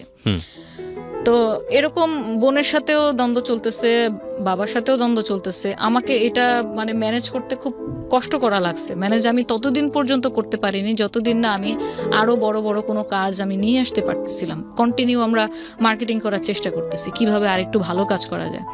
তো আল্লাহর অশেষ রহমতে দেখা গেছে যে অ্যাটলিস্ট 3 বছর যখন কেটে যায় আমরা মোটামুটি তখন কিছু টুকটাক কর্পোরেট কাজ করা শুরু করি। যেমন আমরা বসুন্ধরা সিটি শপিং মলে আপনার রমজান মাসে যে 1 মাসের একটা ডেকোরেশন থাকে আউটডোরে, গেট থাকে, এই কাজটা আমরা প্রভিটা গ্রুপের স্পন্সরশিপ নিলাম, নিয়ে ওদের ব্যানারে আমরা ওখানে ডেকোরেশন করি। তখন আমরা রিয়েলাইজ করি কর্পোরেট কাজ কতটুকু ভ্যাস্ট হয়। মানে আপনার বসুন্ধরার সেই অ্যাডমিন লেভেলে গিয়ে ওনাদেরকে প্রপোজাল দেওয়া, এবং তখন যেটা আমরা ফিল করি যে যেটা বললাম যে আমাদের ডকুমেন্ট ছিল না কোনো, ট্রেড লাইসেন্স, টিন সার্টিফিকেট, এই জিনিসগুলো আমাদের কোম্পানির নামে ব্যাংকে অ্যাকাউন্ট আছে কিনা, এই জিনিসগুলো যখন ভেরিফাই করা শুরু করে তো তখন দেখা গেল যে এই জায়গা তো আমরা ধরা। তাহলে আমরা এখন যে আমরা কাজ করব, একটু কর্পোরেট লেভেলে ঢুকবো, বড় কোনো কাজ করবো, সেক্ষেত্রে তো আসলে ওরকম পেরে উঠতেছি না। তো আমি পরে স্যারদের সাথে কথা বলে কনভিন্স করলাম যে স্যার আমরা আসলে সত্যি কথা বলতে কর্পোরেট কাজ আমরা টুকটাক করেছি, বাট এরকম ভ্যাস্ট লেভেলে এখন পর্যন্ত করিনি। আপনি যদি আমাদের কাজের পোর্টফোলিও দেখতে চান, পোর্টফোলিও দিতে পারি, আমরা হয়তো খুব শীঘ্রই এটা আপনি যেটা যেটা ডকুমেন্ট বললেন আমরা করে ফেলবো। তো উনি খুবই সাপোর্টিভ ছিল, ওনার মেয়ের মতো করে আমাদেরকে বুঝালেন যে দেখো তোমরা যেহেতু করতেছো তাহলে প্রফেশনালি করো, জিনিসটাকে এরকম করলে তোমাদের জন্য বেটার হবে, আরো বড় বড় ভালো ভালো কাজ তোমরা নিতে পারবা। কারণ হয়তো আজকে তোমার সাথে আমি কথা বলে কনভিন্স বলে আমি তোমাকে কাজটা দিচ্ছি, আদারওয়াইজ সবাই কিন্তু কর্পোরেট কাজ এভাবে দেয় না, এই ডকুমেন্টগুলো ডিটগুলো লাগে। তো তারপর আমরা কিছু কর্পোরেট কাজ করার পর যখন দেখলাম যে না, কর্পোরেট কাজ করার পরে বাসার মানে মতিগতি কিছুটা হলেও আস্তে আস্তে চেঞ্জ আসতেছে। যখন বললাম যে আমি বসুন্ধরা সিটিতে আছি মিটিংয়ে, ও আচ্ছা ঠিক আছে ওকে, যখন আব্বু কল দিত, তো যখন বুঝতে পারলাম যে না ওনার মাইন্ডসেটটা এরকম যে কোনো অফিসিয়াল এনভায়রনমেন্টে কাজ করতে পছন্দ করে, তো উনি চায় ওনার মেয়েও ওরকম কোনো কিছু করুক। কিন্তু এই যে ওয়েডিং পার্টি, বার্থডে পার্টি, এই কাজগুলোকে ওনাকে আমি আর মানে কনভিন্স করতে পারলাম না, সেটা যত বাজেটেরই কাজ হোক না কেন। তো এর মধ্যে যখন ক্লায়েন্টদের সাথে ডিলিংসগুলো আমার পার্টনার করে যাচ্ছে কন্টিনিউ, এবং আমিও দেখা গেছে যে প্রতিনিয়তই নতুন নতুন কি ডিজাইন করা যায়। কারণ আমার যেটা মাইন্ডসেট ছিল যে আপনি যদি মার্কেটে একটা কম্পিটিটিভ মার্কেটে ঢুকেন, আপনার প্রোডাক্ট যদি ইউনিক না হয় তাহলে ক্লায়েন্ট কিন্তু আপনার কাছ থেকে প্রোডাক্ট নিবে না। কারণ আপনি যেটা দিচ্ছেন ডিসকাউন্টে, এরকম ডিসকাউন্ট তো আরো 10 জন দিচ্ছে, আরো 20 জন দিচ্ছে, কিন্তু ওই 10 জন 20 জনের সাথে আপনার কোন একটা জায়গায় পার্থক্য তো থাকা লাগবে। সো আপনার প্রোডাক্ট বা আপনার ডিজাইনটা যদি ইউনিক না হয় সেক্ষেত্রে আপনি টিকে থাকতে পারবেন না। আমি কন্টিনিউ ওই ক্রিয়েটিভ লাইনেই মানে আমার সময় দিয়ে যাচ্ছি, সময় ব্যয় করছি। এই দিক থেকে যেটা হলো, আমি আমার পার্টনারকে তো টোটালি 100% 110% আমি ট্রাস্ট করে আসতেছি, কারণ হিসাব কিতাব থেকে শুরু করে সবকিছু ওই দেখতো, ব্যাক স্টেজের কাজগুলো আমি দেখতাম, কিন্তু ফ্রন্টাল ডিলিংস গুলো ক্লায়েন্টের সাথে অ্যাকাউন্টসের জিনিসগুলো সব ও দেখছে। 2014 ডিরেক্ট যদি আসি, কারণ এটা কন্টিনিউ হচ্ছে আপনার আফটার 2014 সেম জিনিসই চলে আসছে। স্টার্টেড ফ্রম 2010, ইয়া 2010। আপনি 4 বছর পরের কথা বলছেন? হ্যাঁ, 4 বছর পরে কথা বলছি।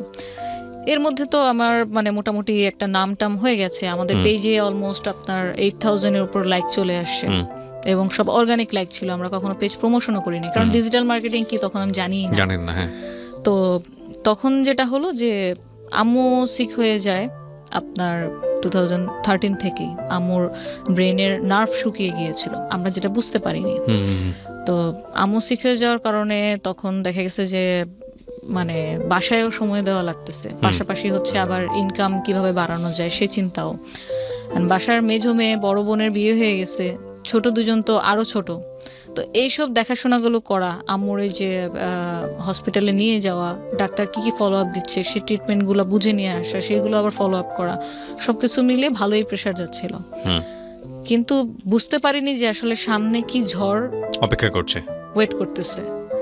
কারণ আমি কন্টিনিউ কাজের মধ্যে, তো কোনো কিছুর দিকে তাকানোর বিন্দুমাত্র কোনো মানে অবকাশ ছিল না।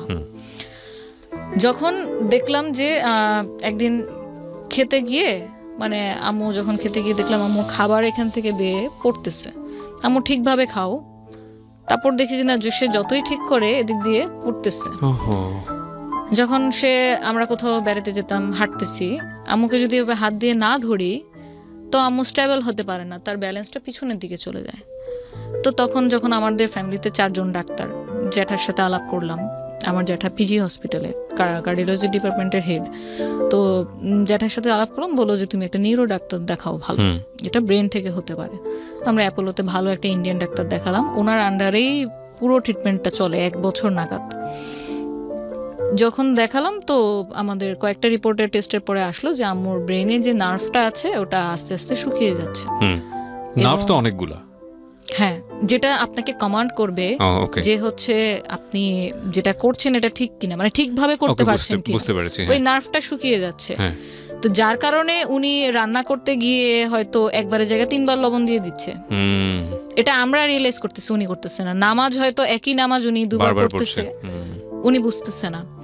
তো এই জিনিসগুলো যখন খেয়াল করলাম তখন আমরা ইমিডিয়েটলি ডাক্তার দেখালাম, এবং টেস্টের রিপোর্ট যখন এরকম আসলো তখন সলিউশন শুনে আমরা আরো মানে আরেক লেভেলের হতাশায় চলে গেলাম যে এটার আসলে কোনো ট্রিটমেন্ট নেই। তাহলে এটা ট্রিটমেন্ট নেই, সেক্ষেত্রে আমরা এখন কি করতে পারি? তো বিভিন্ন মেডিসিন দেওয়া হলো যে ওনার এটা দিন দিন খারাপের দিকে যাবে, বাট যতটুকু পরিমাণ মানে কম করানো যায়, কন্ট্রোলিং করার জন্য মেডিসিন তাকে দেওয়া হলো, যে তার সাথে ভালো ব্যবহার করা, বাচ্চা সুলভ আচরণ হয়ে যাচ্ছিল দিন দিন, তো তার সাথে ভালো ব্যবহার করা, তাকে এক্সট্রা একটা কেয়ার দেওয়া, সবসময় একটু মানে আগলে রাখা, এবং তাকে টাইম দেওয়া। আমার আম্মুর কিন্তু অলমোস্ট আপনার 40 ইয়ার্সের উপর হয়ে গিয়েছে আপনার ম্যারিড লাইফ। তো এই টোটাল জার্নির মধ্যে কিন্তু আম্মুর কোনো ফ্রেন্ড ছিল না, কারণ আম্মু খুব কনজারভেটিভ ফ্যামিলি থেকে আসে এবং খুবই ধার্মিক ছিল। উনি ওনার ফ্যামিলি মেম্বারকেই সবচেয়ে আপন মানে সবসময় ভেবে আসছে। তো ফ্যামিলির বাইরেও যে কোনো ফ্রেন্ড মেনটেন করতে হয় বা কারোর সাথে আলাপচারিতা করতে হয়, ইভেন বোনদের সাথে, আমার আম্মুরা কিন্তু 10 বোন 4 ভাই, তো ওটাও কখনো শেয়ার করতো না। তো পারিবারিক লাইফে যেটা হয় আর কি, যে বিয়ের পরে যখন একটা মেয়ে অন্য কোনো সংসারে চলে যায়, তখন ভালো হোক খারাপ হোক তাকে ওটাই মেনে নিয়ে চলতে হয়।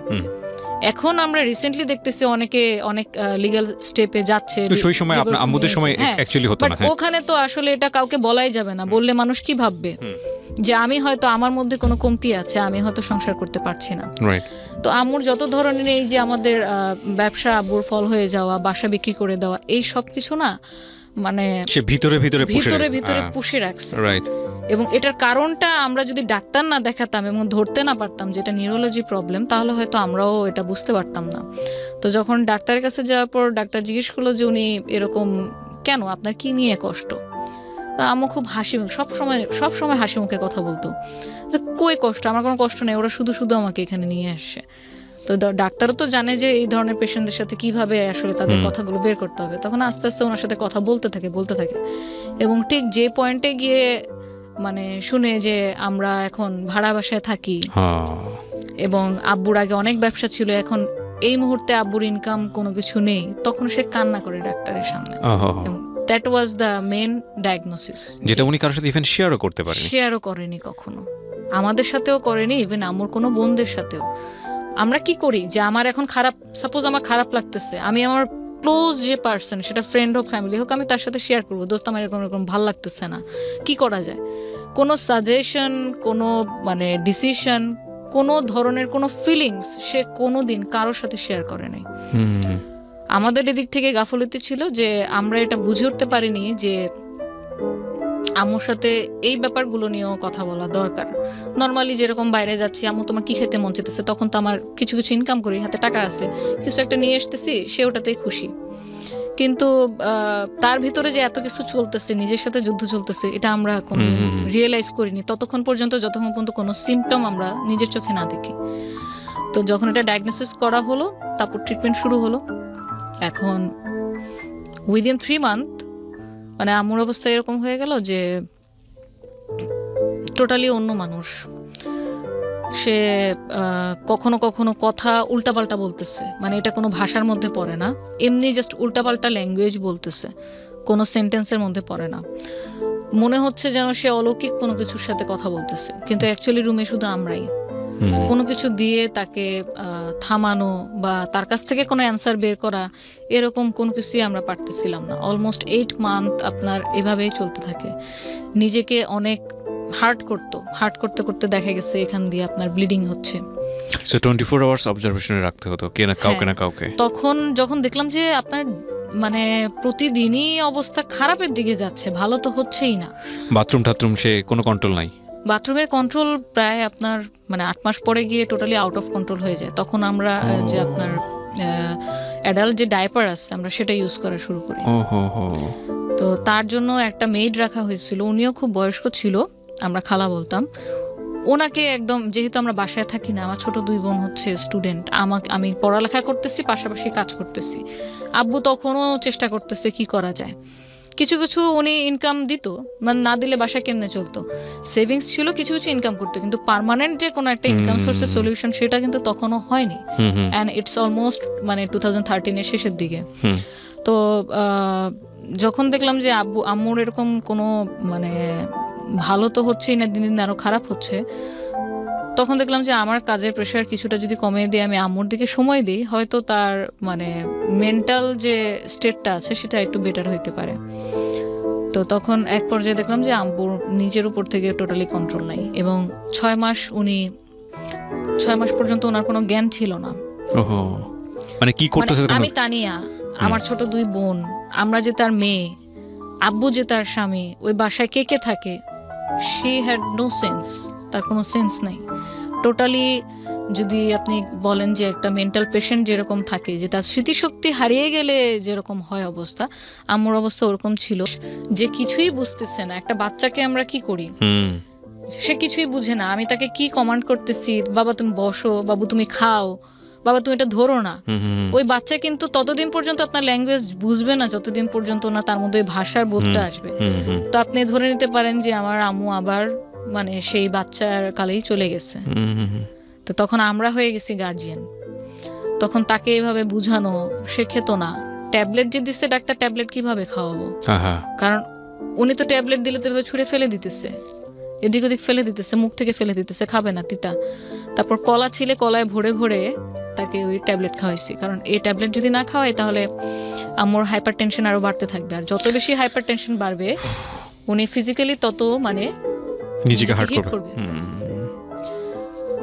এই জিনিসগুলো মানে এটা যে ফেস না করেছে সে বুঝতে পারবে না যে আসলে কতটা ভয়ঙ্কর রকমের যুদ্ধ হতে পারে নিজেদের পরিবারের মধ্যে, নিজেদের সাথে।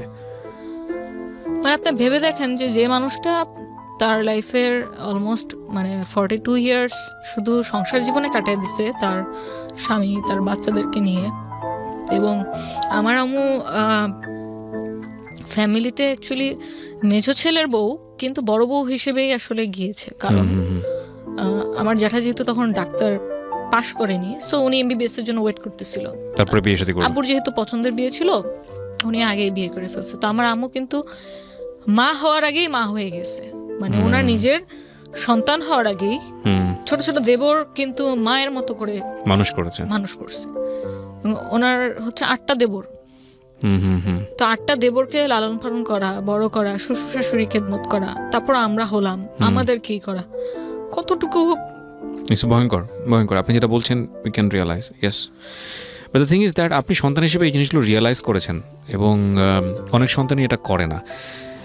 আমরা শেষ পর্যন্ত কন্টিনিউ করব। যারা দেখছেন তারা দেখলে বুঝবেন যে আসলে কি অসাধারণ একটা গল্প, কি অসাধারণ একটা জীবনযুদ্ধ এই মেয়েটি করেছে, এবং she is a great successor. আমরা যাই সামনের দিকে। জি প্লিজ।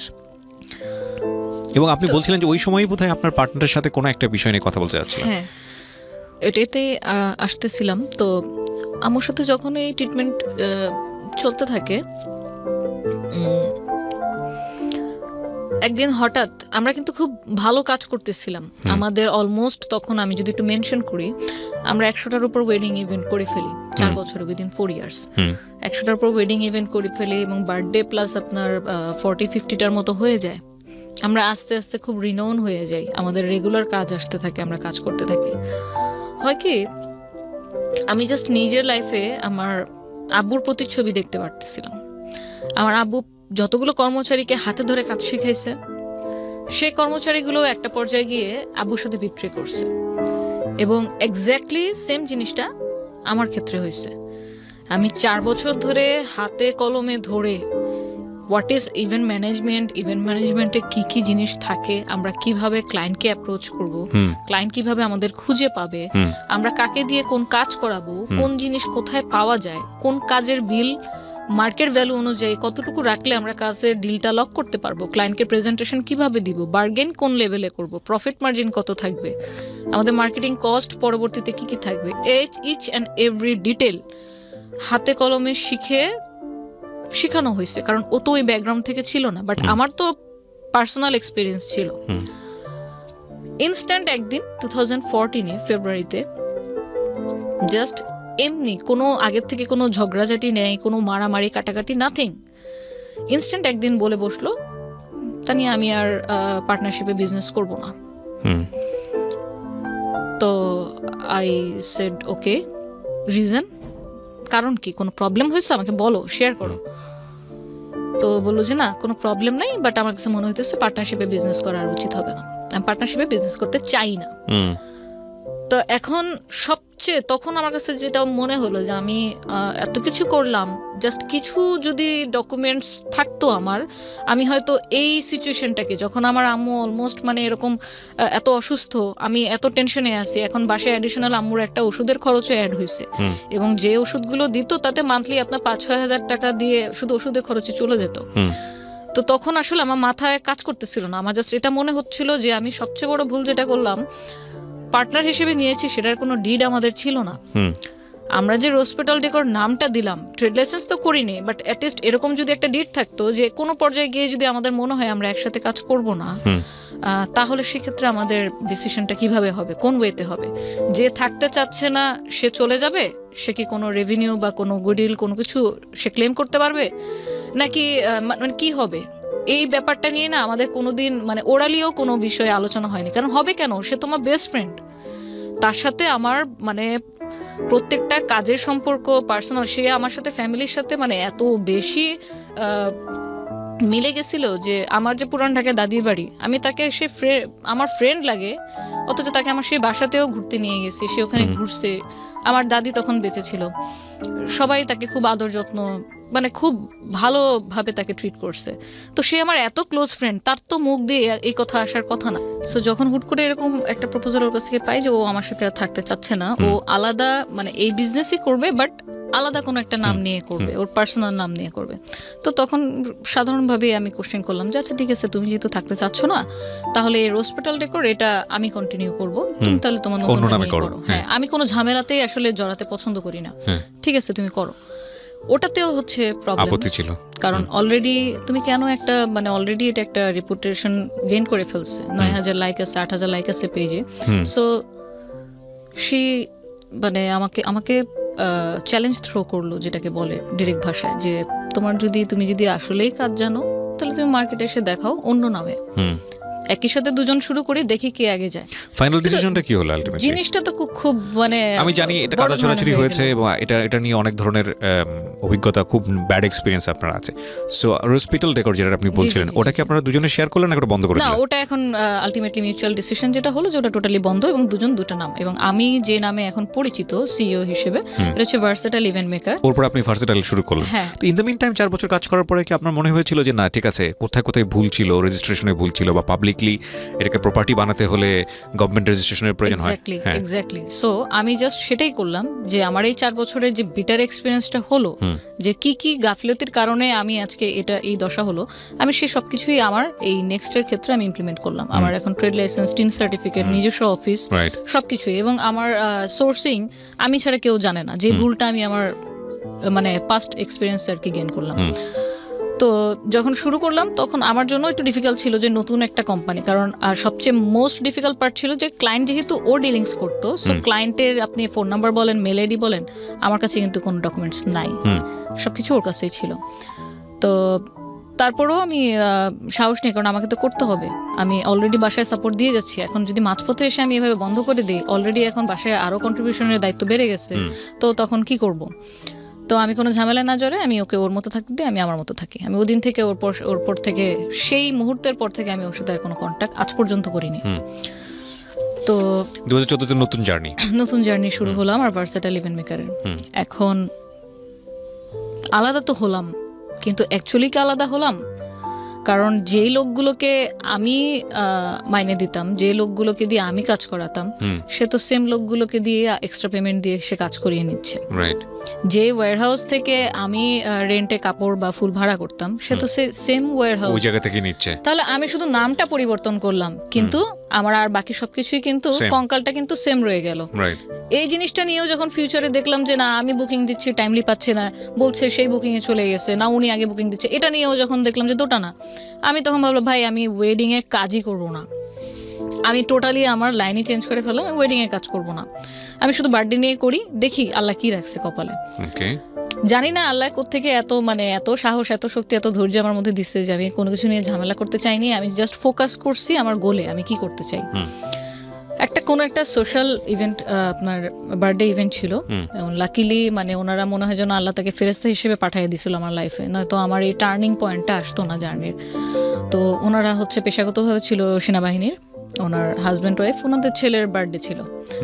তো ওই বার্থডেটার কাজের ডেকোরেশন আমি যেই থিমে করে দিই, এমনভাবে করে দিই, আমার ডিরেক্টলি বলতে গেলে কাজে লস হয়েছিল, 3,500 টাকা আমার পকেট থেকে গেছে।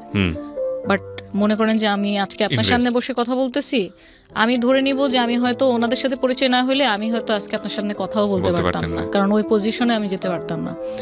তো আমার কাজে ওনারা এত বেশি প্লিজড হলো যে আমাকে ডিরেক্টলি আমাকে নিয়ে আধা ঘন্টা ওনারা কথাও বললো যে আপনি কি কি কাজ করেন, কতদিন ধরে কাজ করতেছেন।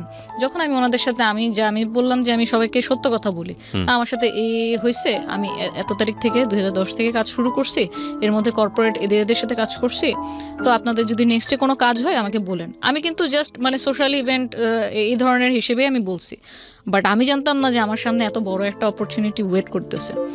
তো ওনাদের সামনেই হয়তো একটা আন্তর্জাতিক প্রোগ্রাম ছিল, আন্তর্জাতিক জাতিসংঘের শান্তিরক্ষী দিবস, 2017 সালে এটা। তো এর মধ্যে তো আমি নিজে নিজে কিছু টুকটাক কাজ করেছি। তখন বললো, আমাকে একদিন কল দিল যে আপনি এরকম এই ধরনের কাজ কি কখনো করেছেন? আমি বললাম এই ধরনের বলতে এই প্রোগ্রামে যা যা লাগবে সেগুলো আমি আপনাকে সাপোর্ট দিতে পারবো, বাট সত্যি কথা আমি এর আগে কোনো আন্তর্জাতিক কোনো জাতীয় কাজ করিনি।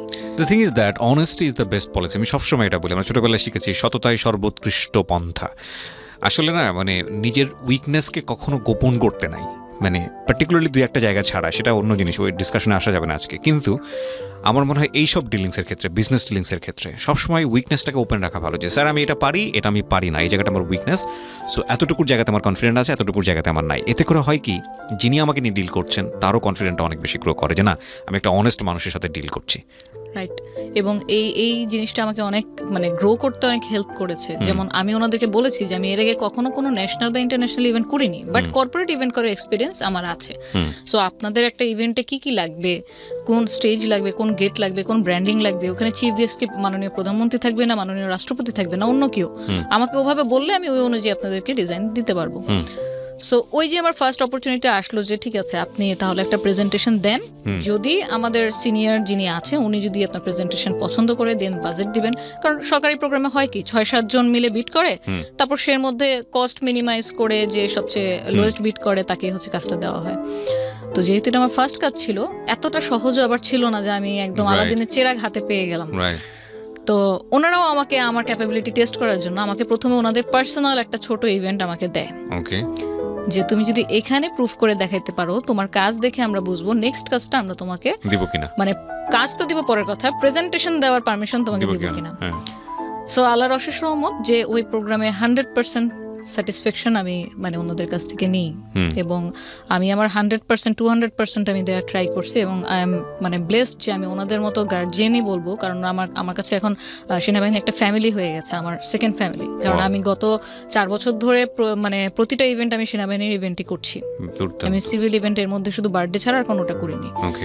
তো তখন আমাকে সিলেক্ট করলো যে আপনিও প্রেজেন্টেশন দেন। তো ওই যে 2017 থেকে আমি শুরু করলাম ওনাদের সাথে পথ চলা, এবং দীর্ঘ আপনার 1.5 মাস লাগিয়ে একটা প্রেজেন্টেশন বানানো, সেটা বারবার চেঞ্জ করা, ডিজাইন চেঞ্জ করা, এবং আপনি আলটিমেটলি যখন ওই কাজটা পান 48 ঘন্টা মানুষের চোখের পলক কিভাবে খোলা থাকে, এটা আমি ওনাদের কাজ করতে গিয়ে শিখেছি। 24 ঘন্টা আগে আপনাকে ওয়ার্ক অর্ডার দেওয়া হবে, 24 ঘন্টার মধ্যে আপনি 3টা ভেন্যু ডেকোরেশন কিভাবে করবেন, এটা আমি ওনাদের সাথে কাজ করতে গিয়ে শিখেছি।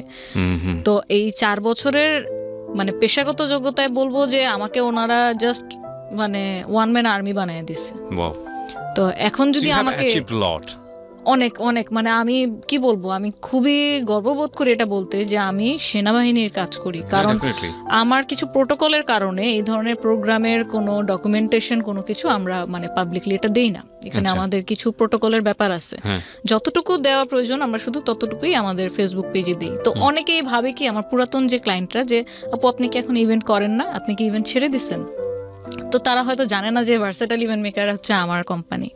সো আমি আর কখনো ওই বিষয়টা নিয়ে আসলে আর মানে বলতে যাই না যে হ্যাঁ করি, কর্পোরেট কাজ করি, বাট আপনার কোনো কাজ হলে বলেন, অবশ্যই করে দেব। তো আমি খুব এটা প্রাউড ফিল করি যে যেই মানুষটাকে আমি সবকিছু শিখালাম সেখান থেকে যখন আবার আলাদা হয়ে গেলাম, আমি এরকম প্রবলেমেটিক ফেস করার কারণে আমি ওয়েডিং সেক্টরটাই ছেড়ে দিলাম, দেন শুরু করলাম আবার নতুন করে টোটালি কর্পোরেট, তাও বাংলাদেশ সেনাবাহিনীর সাথে। সো ওইখানে কাজ করার ক্ষেত্রে আপনার প্রতিটা বছর 2017, 18, 19 পরপর 3 বছর কিন্তু এই প্রোগ্রামটা আমিই করি। এবং 2019 সালেও আপনার এই যে সমরাষ্ট্র প্রদর্শনী যেটা প্যারেড গ্রাউন্ডে হয়, সেখানে বঙ্গবন্ধু স্টল, যেটাতে মাননীয় প্রধানমন্ত্রী সর্বপ্রথম এন্ট্রি করেছিল, ওই স্টলটা আমার হাতে করা, ওটা প্রত্যেকটা ডিজাইন আমার হাতে করা। তো ওইখানে আমরা একটা রেপ্লিকাও করি ইঞ্জিনিয়ার কোডের। তো এভাবে করে ওনাদের সাথে কাজ করতে করতে না একটা আন্তরিকতা, একটা সম্পর্ক হয়ে গেছে। আমি একটা জিনিস দেখলাম কাজ করতে গিয়ে যে আপনাকে কখনো কোনো প্রফেশনাল মানুষ আপনার এইজ, আপনি কি মেল না ফিমেল, আপনার প্রিভিয়াস এক্সপিরিয়েন্স কি, এই 3টা দিয়ে জাজ করবে না কোনো প্রফেশনাল মানুষ। কারণ আজকে আপনি যদি আমার ক্লায়েন্ট হন, আপনি এটা দেখবেন যে আমার ইভেন্টে উনি আমাকে কি দিতে পারবে। সো আমি ব্যাকে কি 1000টা কাজ করছি না 500টা কাজ করছি, কার সাথে কাজ করছি, দ্যাট ডাজন্ট মেক সেন্স। আমি আপনাকে কি দিব, দ্যাটস দ্য ডিল। সো আমি ওনাদের সাথে কাজ করতে গিয়ে সত্যিকারে মানে অনেক অনেক অনেক কিছু শিখেছি, এবং আমার লাইফের এই টার্নিং পয়েন্টটা আমি সম্পূর্ণভাবে ধন্যবাদ জানাই যে আমাকে এমনভাবে সাপোর্ট ওনারা দিয়েছে। এবং আমি যে হার্ডওয়ার্ক, ওনাদের সাথে আর্মিদের সাথে কাজ করা এত সহজ না, ওনারা প্রতিটা লেয়ারে যেভাবে কারেকশন করে, প্রত্যেকটা জিনিস যেভাবে ইঞ্চি ধরে ধরে মানে বুঝে নেয়, এটার সাথে মানে টিকে থাকাটা আমি মনে করি যে আমার ভিতরে আল্লাহ অন্য কোনো কিছু হয়তো দিয়ে দিয়েছে। কারণ আমি আমার সমগোত্রেরই অনেক কলিগকে দেখেছি সেনাবাহিনী বিভিন্ন লেডিস ক্লাবের প্রোগ্রাম করেছে, কিন্তু যখন এই বারবার কারেকশনগুলো আসে না, লাস্ট মোমেন্টে যখন 11th আওয়ারে কারেকশন আসে, এই কাপড়টা ভালো লাগছে না, কাপড়ের এই কালারটা চেঞ্জ করে দেন, তখন আমাদের মাথা নষ্ট, কি করব, রিসোর্স তো এখানে নাই। তো আমি যেহেতু হ্যাবিচুয়েটেড, তো আমার মনে হয় যে আমি একটা ব্লেসিং, আমি এটা নিয়েই আগাতে চাই, এটা নিয়েই সামনে করতে চাই। কি হলো মানে এই কাজগুলো আপনার পার্সোনাল লাইফের কি কি চেঞ্জেস আনলো? লাইক আমরা যতটুকু শুনেছিলাম যে আম্মু যখন সিক ছিল 2014-এ, যদি একটু বলি, তো 2014-এর মার্চ মাসে, মে মাসের 6 তারিখে আম্মু কিন্তু মারা যায়। মারা যাওয়ার আগে যা যা আমরা ডিফিকাল্টিস ফেস করেছি তা আসলে আমি আপনার সাথে একটা না রিকভারি করেনি, এটা একটা প্রোগ্রামে বলে শেষও করা যাবে না আর বোঝানো যাবে না। আমাকে যদি বলেন যে আপনার লাইফের যদি কয়েকটা আপনার থেকে থাকে যে ইনকমপ্লিটনেস একটা বলেন, আমি সেই নাম্বার 1-এ বলবো যে আম্মু যখন তাকে হসপিটালে ভর্তি করলাম, যে না বাসায় কন্ট্রোল করা যাচ্ছে না, বাসায় উনি অনেক বেশি হাইপার হয়ে যাচ্ছে, এবং উনি খাওয়া দাওয়া করছে না বলে ডিহাইড্রেশনে ওনার ঠোঁট কালো হয়ে গেছে। এখন যদি আমি ইমিডিয়েটলি ওনাকে স্যালাইন না দিই, আমিও আমাকে বাঁচাতে পারবো না। ইবনে সিনা বলেন, আমাদের ধানমন্ডির আশেপাশে যে কটা হসপিটাল প্রাইভেট ছিল কেউ ভর্তি রাখেনি। কেন? কারণ সবাই ভাবতো উনি মেন্টাল পেশেন্ট, তো ওনাকে তো নর্মাল হসপিটালে কেউ ভর্তি রাখেনি। তারপর আমরা ওখানে বাবর রোডেই একটা প্রাইভেট হসপিটাল ছিল, মানসিক হাসপাতাল, সেখানে আম্মুকে মানে নিয়ে যাই, যে দেখেন দিন ভর্তি থাকে, এবং ওদের যে রুলস রেগুলেশন ছিল যে পেশেন্টের সাথে পেশেন্টের কোনো অ্যাটেন্ডেন্স অ্যালাউ না, কারণ ওইখানে ওনারা আল্লাহ জানে মানে এমন ভাবে ট্রিট করে পেশেন্টের সাথে যেটা মানে অ্যাটেন্ডেন্সটা দিতে পারবে না। আমি সেখানে, আম্মু কোনো সেন্স নাই, আমি যে তার মেয়ে সে জানেও না, কিন্তু আম্মুকে যে নিয়ে যাচ্ছে টেনে, আম্মু আমার হাত এভাবে ধরে রাখছে, হাত ছাড়তেছে না, মানে সেটা রিয়েলাইজ করতেছে, বুঝতেছে যে কোথাও যাচ্ছে। তো পরে আমিও তো নাছোড়বান্দা, মানে আমি আসলে সত্যি কথা বলতে আমি আম্মুকে কখনো কোনো এরকম হার্ডশিপ ফেস করতে হবে এটা আমাদের ধারণার বাইরে। হুটহাট সব কিছু চেঞ্জ হয়ে গেল লাইফের, সব এভরিথিং। 7 দিন এখানে ভর্তি থাকার পর প্রতিনিয়ত ইনজেকশন পুশ করতেছে, স্যালাইন দিচ্ছে, খাওয়ানোর চেষ্টা করতেছে। কিছু কিছু ভালো মানুষ থাকে যে আপনার মারা যাওয়ার আগে খুব ভালো ভালো কথা বলে, ভালো মেমোরিগুলো দিয়ে যায় যাদেরকে রেখে যায়। তো আম্মুর সাথে যে এই 1 বছর এত অসুস্থতা, এত কিছু, আমাদেরকে চিনতে পারতেছে না, নিজেকে হার্ট করতেছে, খাচ্ছে না, ডাইপার চেঞ্জ করানো লাগতেছে, গোসল করানো লাগতেছে, সবকিছু আমরা করতেছি। ঠিক মারা যাওয়ার আগে 1 সপ্তাহ উনি পুরো সুস্থ, মাশাআল্লাহ। উনি চিনতেছে, ওনার মধ্যে কোনো হাইপার টেনশন কাজ করতেছে না। জাস্ট ওই হসপিটাল থেকে নিয়ে আসলাম, আব্বুকে দেখে জড়ায় ধরলো, মানে এতদিন পর দেখছে। 6 মাস পর যখন আমার মা আমাকে চিনতেছে, এর চেয়ে খুশির আর কিছু নাই। It's a blessing. তো আমরা আবার ফলো আপের জন্য ডাক্তারের কাছে যাই। তো ডাক্তারের সঙ্গে যাওয়ার জন্য আম্মু সবসময় মানতো যে হচ্ছে ম্যারিড মহিলাদের নাক ফুল থাকা লাগবে, চুড়ি পরা থাকা লাগবে, না তো এটা ভালো না। তো আম্মু তো চুড়ি খুঁজতেছে, তানি আমার চুড়ি কোথায়, আমাকে চুড়ি দিয়ে, হুইল চেয়ারে বসা, ডাক্তারের কাছে যাবো। তো আমি বলছি আম্মু তোমার চুড়ি তো খুলে রাখছি, তুমি এরকম ব্যথা পাও এই জন্য খুলে রাখছি। ডাক্তার বলছে ওনার সামনে কোনো ধরনের কোনো জিনিসপত্র রাখবেন না, উনি যেহেতু হার্ট করে। আচ্ছা ঠিক আছে, তাহলে আমি তোমাকে চুড়ি আইনে দিব না। তো আমাকে কবে কিনে দিবা? কিনে দিব, আমি কালকে চুড়ি কিনে দিব। আচ্ছা ঠিক আছে, তাহলে এখন কিছু একটা দাও। পরে আমাদের ব্রেসলেট খুলে আমাকে পরাইয়া দিছি। তখন আর ভিতরে যাইনি যে চুড়ি বের করবো। এই কালকে যে আমার লাইফে আর কোনোদিন আসবে না, এটা তো ভাবি নাই। আমি জাস্ট পরের দিনই আমি একটা বিল পাইলাম আমার কাজের, ভালো অঙ্কের টাকা ছিল। আমার দুলাভাইকে নিয়ে বসুন্ধরা সিটিতে গেলাম, গোল্ডের দোকানে চুড়ি কেনার জন্য। এখন আম্মুর যে ফিজিক্যাল প্রবলেমগুলো হচ্ছিল, এটার জন্য আমরা আবার বাসায় ফিজিওথেরাপিস্ট অ্যাসাইন করি, যে ওনাকে কিভাবে হাত এরকম করা যাবে, পা ব্যায়াম করানো, মুখের ব্যায়াম করানো, এই জন্য ফিজিওথেরাপিস্ট হায়ার করি। ওটাও চলছিল ভালোই। তো হঠাৎ করেই কেবল গোল্ডের দোকানে ওই দিন কেমন যেন একটা অশান্তি লাগতেছিল। আমি কিন্তু এই টানা 1 বছর আম্মুকে বাসায় রেখেই কাজে গেছি, বের হয়েছি, বাট কখনো এরকম মানে এই ফিলিংসটা কখনো হয় নাই। কেমন যেন একটা মানে কি যেন নাই, এরকম একটা ফিল করতেছি। তা আমি বারবারই আমার দুলাভাইকে তাড়া দিচ্ছি, ভাই তাড়াতাড়ি করেন, তাড়াতাড়ি করেন, তাড়াতাড়ি করেন, তাড়াতাড়ি নেন, কারণ আসলামই তো মাত্র, দাঁড়াও, বাইকটা পার্ক করতে দাও। গোল্ডের দোকানে গেলাম, সাথে সাথে আপনার ফিজিওথেরাপিস্টের ফোন, আপু তাড়াতাড়ি আসো, আম্মু কেমন যেন করতেছে। আমার তো একদম মানে মনে এমন একটা মানে চিপ মারছে, আমি নিঃশ্বাস নিতে পারতেছিলাম না। ওইখানে রেখেই আর কোনো কিছু নেওয়া নাই, তাড়াতাড়ি যত দ্রুত সম্ভব বাসায় আসতে আসতে আমি আমার ডাক্তার চাচাকে ফোন দিই, আমার 8 নম্বর চাচাও ডাক্তার সার্জারির, ওনাকে ফোন দিই যে কাকা এরকম আম্মু নাকি কোনো রিয়্যাক্ট করতেছে না। তো ফিজিওথেরাপিস্ট এরকম ব্যায়াম করাইতেছে, বাট উনি কোনো রেসপন্স করতেছে না। তো বলে এরকম ওই যে বুকে আপনার প্রেশার দেওয়া, মাউথ টু মাউথ হচ্ছে আপনার অক্সিজেন দেওয়া, এগুলো করতে বল, আর তুই একটা অ্যাম্বুলেন্স কল কর, ইমার্জেন্সি। তো আমি ওই বাইকে বসে বসেই আমি অ্যাম্বুলেন্স কল করলাম, আমার বাসার কেয়ারটেকারকে বললাম, একসাথে 3টা অ্যাম্বুলেন্স বাসার নিচে রেডি। তা আমি জাস্ট গিয়ে মানে দোতলাতেই ছিলাম জাপান গার্ডেন সিটিতে, সিঁড়িতে উঠতে গিয়ে পড়ে গেলাম। আরেকটা বাধা, আমার তো অলরেডি বাধা সকাল থেকেই মনের মধ্যে কেমন লাগতেছে। তো ঢুকে দেখি আমার হাত পা ঠান্ডা হয়নি, কিন্তু আমার রেসপন্স করতেছে না। বিশ্বাস করেন মানে আমি বুঝি নাই যে আমু নাই, কারণ এর আগে তো অনেক ডিফিকাল্টি ফেস করে আসছি, অলমোস্ট 1 বছর। অনেকবার আম্মু সেন্সলেস হয়ে গেছে, অনেকবার অনেক কিছু হয়েছে, কিন্তু ওই দিনই কেন যেন মনে হইতেছিল যে আম্মু মনে হয় নাই।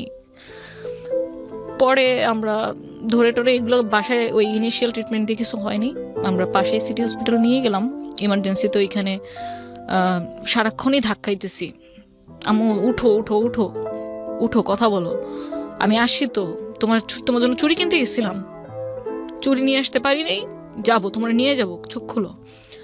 কোনো কিছুতে কোনো সারা শব্দ নাই। যখন ইসিজি রিপোর্টটা হাতে পেলাম, জাস্ট একটা ব্ল্যাঙ্ক, লাইন।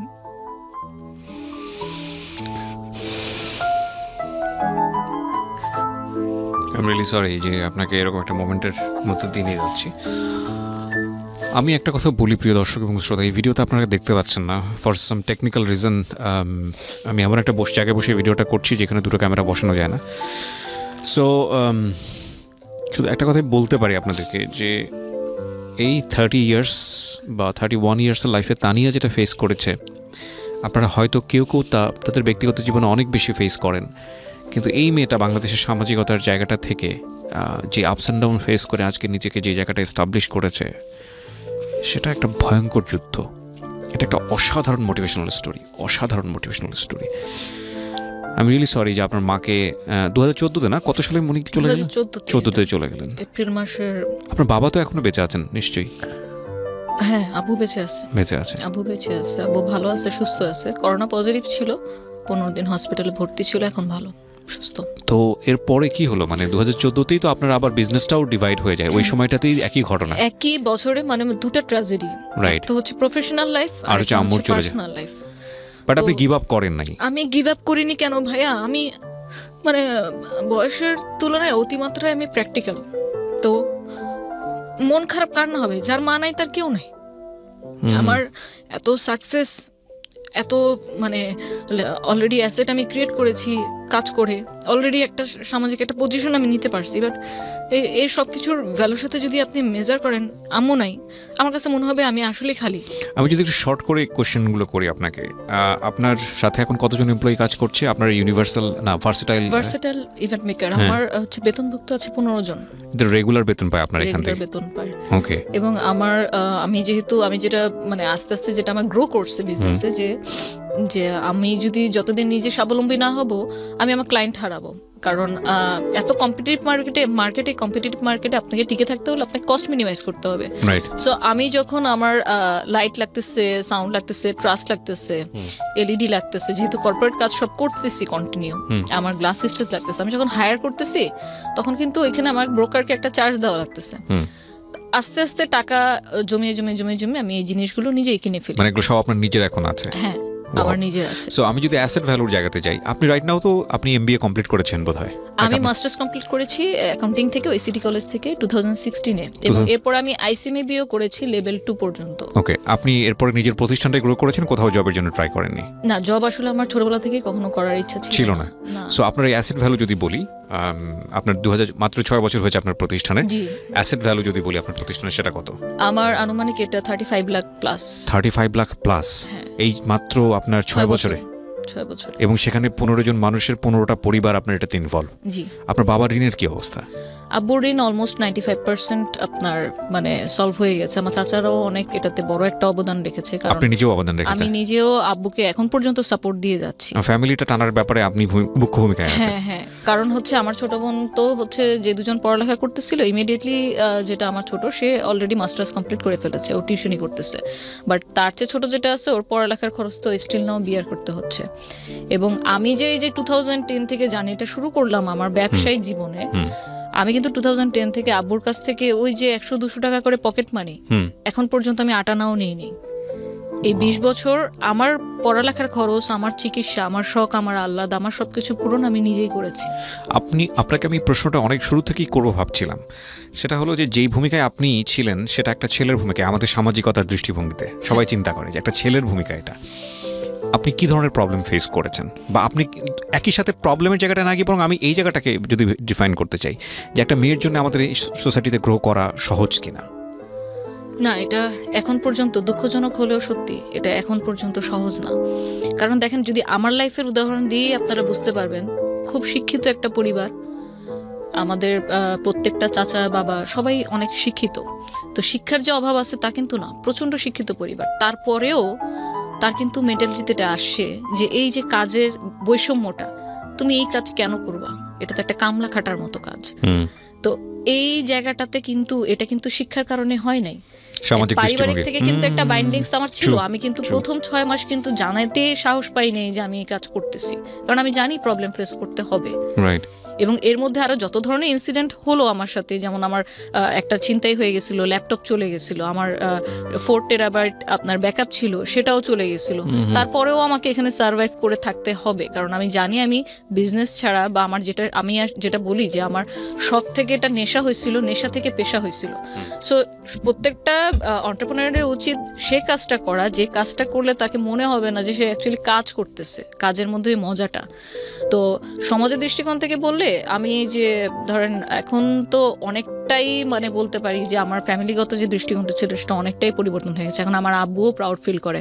আমি যখন ফোন করে বলি আব্বু আমার প্রোগ্রামে মাননীয় রাষ্ট্রপতি এসেছেন, লাইভ যাচ্ছে বিটিভিতে, তুমি দেখো, এটা বলতে আমার যতটা না ভালো লাগে ওটা কিন্তু আমার ফ্যামিলি মেম্বারদের দেখতে আমার চেয়ে বেশি ভালো লাগে। আমি কোথাও ওয়েবিনার করছি, কোথাও ইন্টারভিউ দিচ্ছি, সেটার সাথে সাথে যখন লিঙ্কটা দেই ওনারাই কিন্তু আগে দেখতেছে, ওনারা সাপোর্ট দিচ্ছে। কিন্তু পাশাপাশি যদি একটা কথা বলি, দেখেন আমি যখন অসহায় ছিলাম, আমার যখন দরকার ছিল কোনো একটা মানে আমার কাঁধে হাত রাখার মতো মানুষ, যেহেতু আমার ফ্যামিলিতে এতগুলো বিজনেস পার্সন আছে, আমার ফ্রেন্ড সার্কেলে এত এত মানুষ আছে, তারা যদি আমাকে শুরু থেকেই মানে সাপোর্টটা দিত, আমার কিন্তু এই 10 বছর কিন্তু আমার এই টানাপোড়াটা লাগতো না। তা আসলে কিন্তু সবকিছু ফ্যামিলি থেকে আগে আসা উচিত, পরে তো আমি সমাজে চিন্তা করব। আমি এক্ষেত্রে একটু ডিফারেন্ট এই কারণে, অনেকেই আমার জায়গায় হলে থেমে যেত যে না আব্বু চাচ্ছে না, আব্বু এটা পছন্দ করেন, আমি করব না। আমি অনেক কিছুই আব্বুর কারণে স্যাক্রিফাইস করেছি, যেমন বলেছি যে আমি এখন পর্যন্ত হচ্ছে আমি ফটোগ্রাফিটা আমি স্যাক্রিফাইস করলাম। তারপর আমি কখনো আমার সবসময় চেষ্টা করেছি যে ফিমেল ফ্রেন্ড সার্কেল মেনটেন করার, সেফটি সিকিউরিটি পারপাসে। তো সবকিছুর ক্ষেত্রে আমি ঠিক আছি, মেনেছি তার কথা। কিন্তু যেদিকে আমি দেখবো যে না এই ভিউগুলো চেঞ্জ হওয়া উচিত আস্তে আস্তে, যে শুধুমাত্র একটা ছেলের ওপর একটা ফ্যামিলি ডিপেন্ড করে না, সেখানে আপনি কোনো কম্প্রোমাইজ করেন না। আমি সেই জায়গাটাতে কোনো কম্প্রোমাইজ। ঠিক এই জায়গাটা থেকেই আমি যদি একটা পরামর্শ চাই, আমাদের যারা শ্রোতা থাকলেন, অসংখ্য মেয়েরা দেখেন এখানে, আমি জানি আমার এই কন্টেন্টটা মিলিয়ন ভিউ হবে। আপনি কি বলবেন একটা মেয়েকে যদি নিজের পায়ে দাঁড়াতে হয়, একটা মেয়ে শুধু নিজে চলবে না, তার পরিবারকে ক্যারি করার মতো যোগ্যতা রাখে, সেটা আপনার ভিডিওতে আপনি আপনার বক্তব্যে প্রমাণ পেয়েছে, আপনি তাকে কি পরামর্শ দিতে চাইবেন? কোন এনার্জি নিয়ে আসলে মাঠে নামতে হবে? দেখুন, আমরা অনেক বড় বড় ফেমাস মানুষরাও অনেক কন্টেন্ট বানায়, অনেক ভিডিও বানায় মোটিভেশনের উপর। এই যে মোটিভেশনের উপর ভিডিওগুলো বানায় না, এই যে বলতেছে তার নিজেরও তো একটা মোটিভেশনের দরকার আছে, যেটা আমার ক্ষেত্রে হয়েছে যে সেলফ মোটিভেশন। প্রত্যেকটা মানুষ, এটা আমি শুধু মেয়েদের ক্ষেত্রে বলবো না, ছেলে মেয়ে সবার ক্ষেত্রে বলবো, যে প্রত্যেকটা মানুষ যদি প্রতিদিন রেগুলারলি আপনার 10 বা 15 মিনিট সময়, সেটা সকালে রাত্রে যে কোনো পছন্দময় ফ্রি টাইমে সেলফ মোটিভেশনকে নিয়ে যদি একটু ভাবি যে আমার লাইফে অনেক মানুষের, প্রত্যেকটা মানুষের লাইফে, আমার লাইফ যারা দেখছে, আপনি আছেন, প্রত্যেকটা মানুষের লাইফে যার অবস্থান থেকে অনেক সমস্যা আছে। সমস্যা তো থাকবেই, কিন্তু এই সমস্যা যে পরবর্তীতে আরো বাড়বে না এর যেমন কোনো গ্যারান্টি নেই, আমি চেষ্টা করলে সেই সমস্যাটা যে আরো কমাতে পারবো না এরও কিন্তু কোনো গ্যারান্টি নেই। সো চেষ্টা সবসময় থাকতে হবে। আমি যেটা মনে করি, আমি যদি ভাবতাম আমি একটা মেয়ে মানুষ, আমার তেমন কোনো একটা টাকা নাই, আমি করব, আমার কোনো সাপোর্ট নাই, আমি কি করব? মানে আমি কি কারো কাছে জবের জন্য অ্যাপ্লাই করব, না কাউকে যা বলবো যে আমাকে বিজনেস করার জন্য টাকা লোন দেন? আমি এগুলো কোনো কিছুই করিনি। কেন করিনি? কারণ আপনি সবসময় দেখবেন আপনি কোন কাজ করতেছেন, আপনি ওপেন হন, আপনি আপনার ফ্যামিলি, আপনার বাবা মার সাথে আপনি ওপেন হন, তাদের কাছ থেকে কোনো কিচ্ছু লুকাবেন না। বিশ্বাস করেন যে আপনার বাবা মার চেয়ে বড় সাপোর্ট আপনার এই পৃথিবীতে কেউ নাই, সে আপনার যত ঘনিষ্ঠ হোক। আপনি যদি আপনার প্যারেন্টসের কাছে একদম খোলামেলা থাকেন, একটা ওপেন বুক যে আপনাকে পড়তে পারবে, আপনি যে কোনো প্রবলেম তার সাথে শেয়ার করেন, আপনার পার্সোনাল হোক প্রফেশনাল, আপনি বড় একটা সাপোর্ট সেখান থেকে পাবেন। হ্যাঁ, আমি 6 মাস বলতে পারিনি আমার বাবার কাছে, কারণ আমি জানি আমার বাবার মাইন্ডসেট কি। বাট আজকের দিনের ডেটে যদি আমি বলি, আমার চেয়ে বেশি প্রাউড আমার বাবা, কারণ আমি যে জায়গায় আমি কাজ করতেছি, তো এই জায়গায় তো আমি একদিনে চলে আসতে পারবো না। আমি তানিয়া যদি 2010 সালে সেই 22,000 টাকা ইনভেস্টমেন্ট নিয়ে আমি সিনেমাতে যেতাম, আমি হয়তো ক্যান্টনমেন্টে গেট দিয়ে ঢুকতে পারতাম না। আমার পরিচয় কি? এখন আমি যে কোনো গেট দিয়ে আমার access allow, even not only Dhaka cantonment, আমি ঢাকার বাইরে অনেক ক্যান্টনমেন্টে কাজ করতেছি। তো এই জিনিসগুলো কিন্তু ধাপে ধাপে আসছে। আপনার যে কোনো প্রফেশন বলেন, এটা জব সেক্টর হোক, বিজনেস হোক, আপনাকে অবশ্যই আপনার ধারাবাহিকতা থাকতে হবে আপনার কাজের, আপনার ক্রিয়েটিভিটির। আপনি সবসময় চেষ্টা করবেন আমি যেটা করব অনেস্ট ওয়েতে করব, আমার 100% আমি দিব। আপনার কোনো একটা ভুল হয়ে গেছে, আপনার ফ্যামিলিকে জানান, আপনার ক্লায়েন্টকে জানান, আপনার যে কাজ করছে তাকে সহযোগী জানান যে আমার এই ব্যাপারটা ভুলে গেছে, তুমি এটা ঠিক করে নিও। কখনো মানে আমি নিজে যেটা ফিল করি যে আমি কখনো কোনো ভুল করে সরি বলতে আমি এক জায়গায় 100 বার সরি বলতে রাজি আছি, কিন্তু আমার যেখানে ভুল নাই সেখানে যদি কেউ আমাকে ব্লেম করে আমি যথাসাধ্য চেষ্টা করবো তার ভুলটা কিভাবে ভাঙানো যায়। আমি দ্বন্দ্বে যেতে রাজি না। দেখুন দিন দিন জিনিসগুলো অনেক কমপ্লিকেটেড হয়ে যাচ্ছে, মানুষগুলো খুব কমপ্লিকেটেড হয়ে যাচ্ছে, কেউ কোনো জিনিস ইজিলি নিতে পারতেছি না। ও আমাকে এটা কেন বললো না, ওর তো এটা বলার কোনো রাইট নাই, ওকে আমার লাইফে ইন্টারফেয়ার করার ব্যাপারগুলো খুব বেশি গম্ভীর হয়ে যাচ্ছে। আমরা যদি পজিটিভ এনার্জি গুলো শুধু নেই মানুষের কাছ থেকে, নেগেটিভ এনার্জি গুলো যদি না নেই, এমনিতেই আপনার লাইফটা অনেক স্মুথ হয়ে যাবে।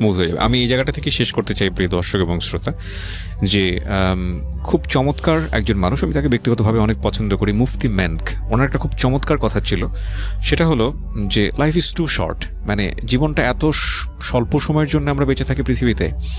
এই স্বল্প সময়ে আপনি ভালো জিনিস করে, ভালো জিনিস নিয়ে, ভালো জিনিস চর্চা করেই শেষ করতে পারবেন না। মানে পৃথিবীতে এত ভালো জিনিস আছে, সেখানে আপনি খারাপ জিনিস কেন নেবেন, খারাপ জিনিস কেন আপনার কাছে চলে আসবে? তবে এটা ঠিক যে life is a composite of all things. আপনি চাইলেই মানে শুধুমাত্র ভালো জিনিস দিয়ে আপনার পুরো দুনিয়াটা গড়ে, মানে আপনার পৃথিবীটা গড়ে নেবেন, এটা সম্ভব না। অনেক সময় না চাইতেও অনেক খারাপ জিনিস আমাদের মধ্যে চলে আসে, বাট সেটাকে ট্যাকল করা, ধৈর্য ধরে সেটাকে ফাইট করা, ধৈর্য ধরে সেটাকে ওভারকাম করা, সেটা আমাদের জায়গাটা থেকে আমরা করতে পারি। তার জ্বলন্ত উদাহরণ হচ্ছে আজকের তানিয়া। আমি থ্যাংক ইউ জানাই, অন্তর থেকে ধন্যবাদ জানাই। যখন আমি বসছিলাম আপনার সঙ্গে, আমি অসংখ্য মানুষকে ইন্টারভিউ করেছি। আমার লাইফের যদি বলেন অ্যাচিভমেন্ট বলেন, আমি অনেক মানুষের গল্প শুনেছি, এটাই আমার অ্যাচিভমেন্ট। এর বাইরে আসলে আমার তেমন কোনো কাজ নাই।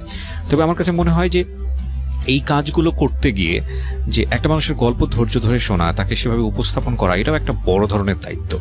তো সেই জায়গাটা থেকে আমি কখনো কখনো মানুষের হয় কি ফেস দেখি বলে ফেলতে পারি যে না, এই মানুষটার মধ্যে এরকম একটা গল্প লুকিয়ে আছে, এটা কাজের অভিজ্ঞতার জায়গাটা থেকে।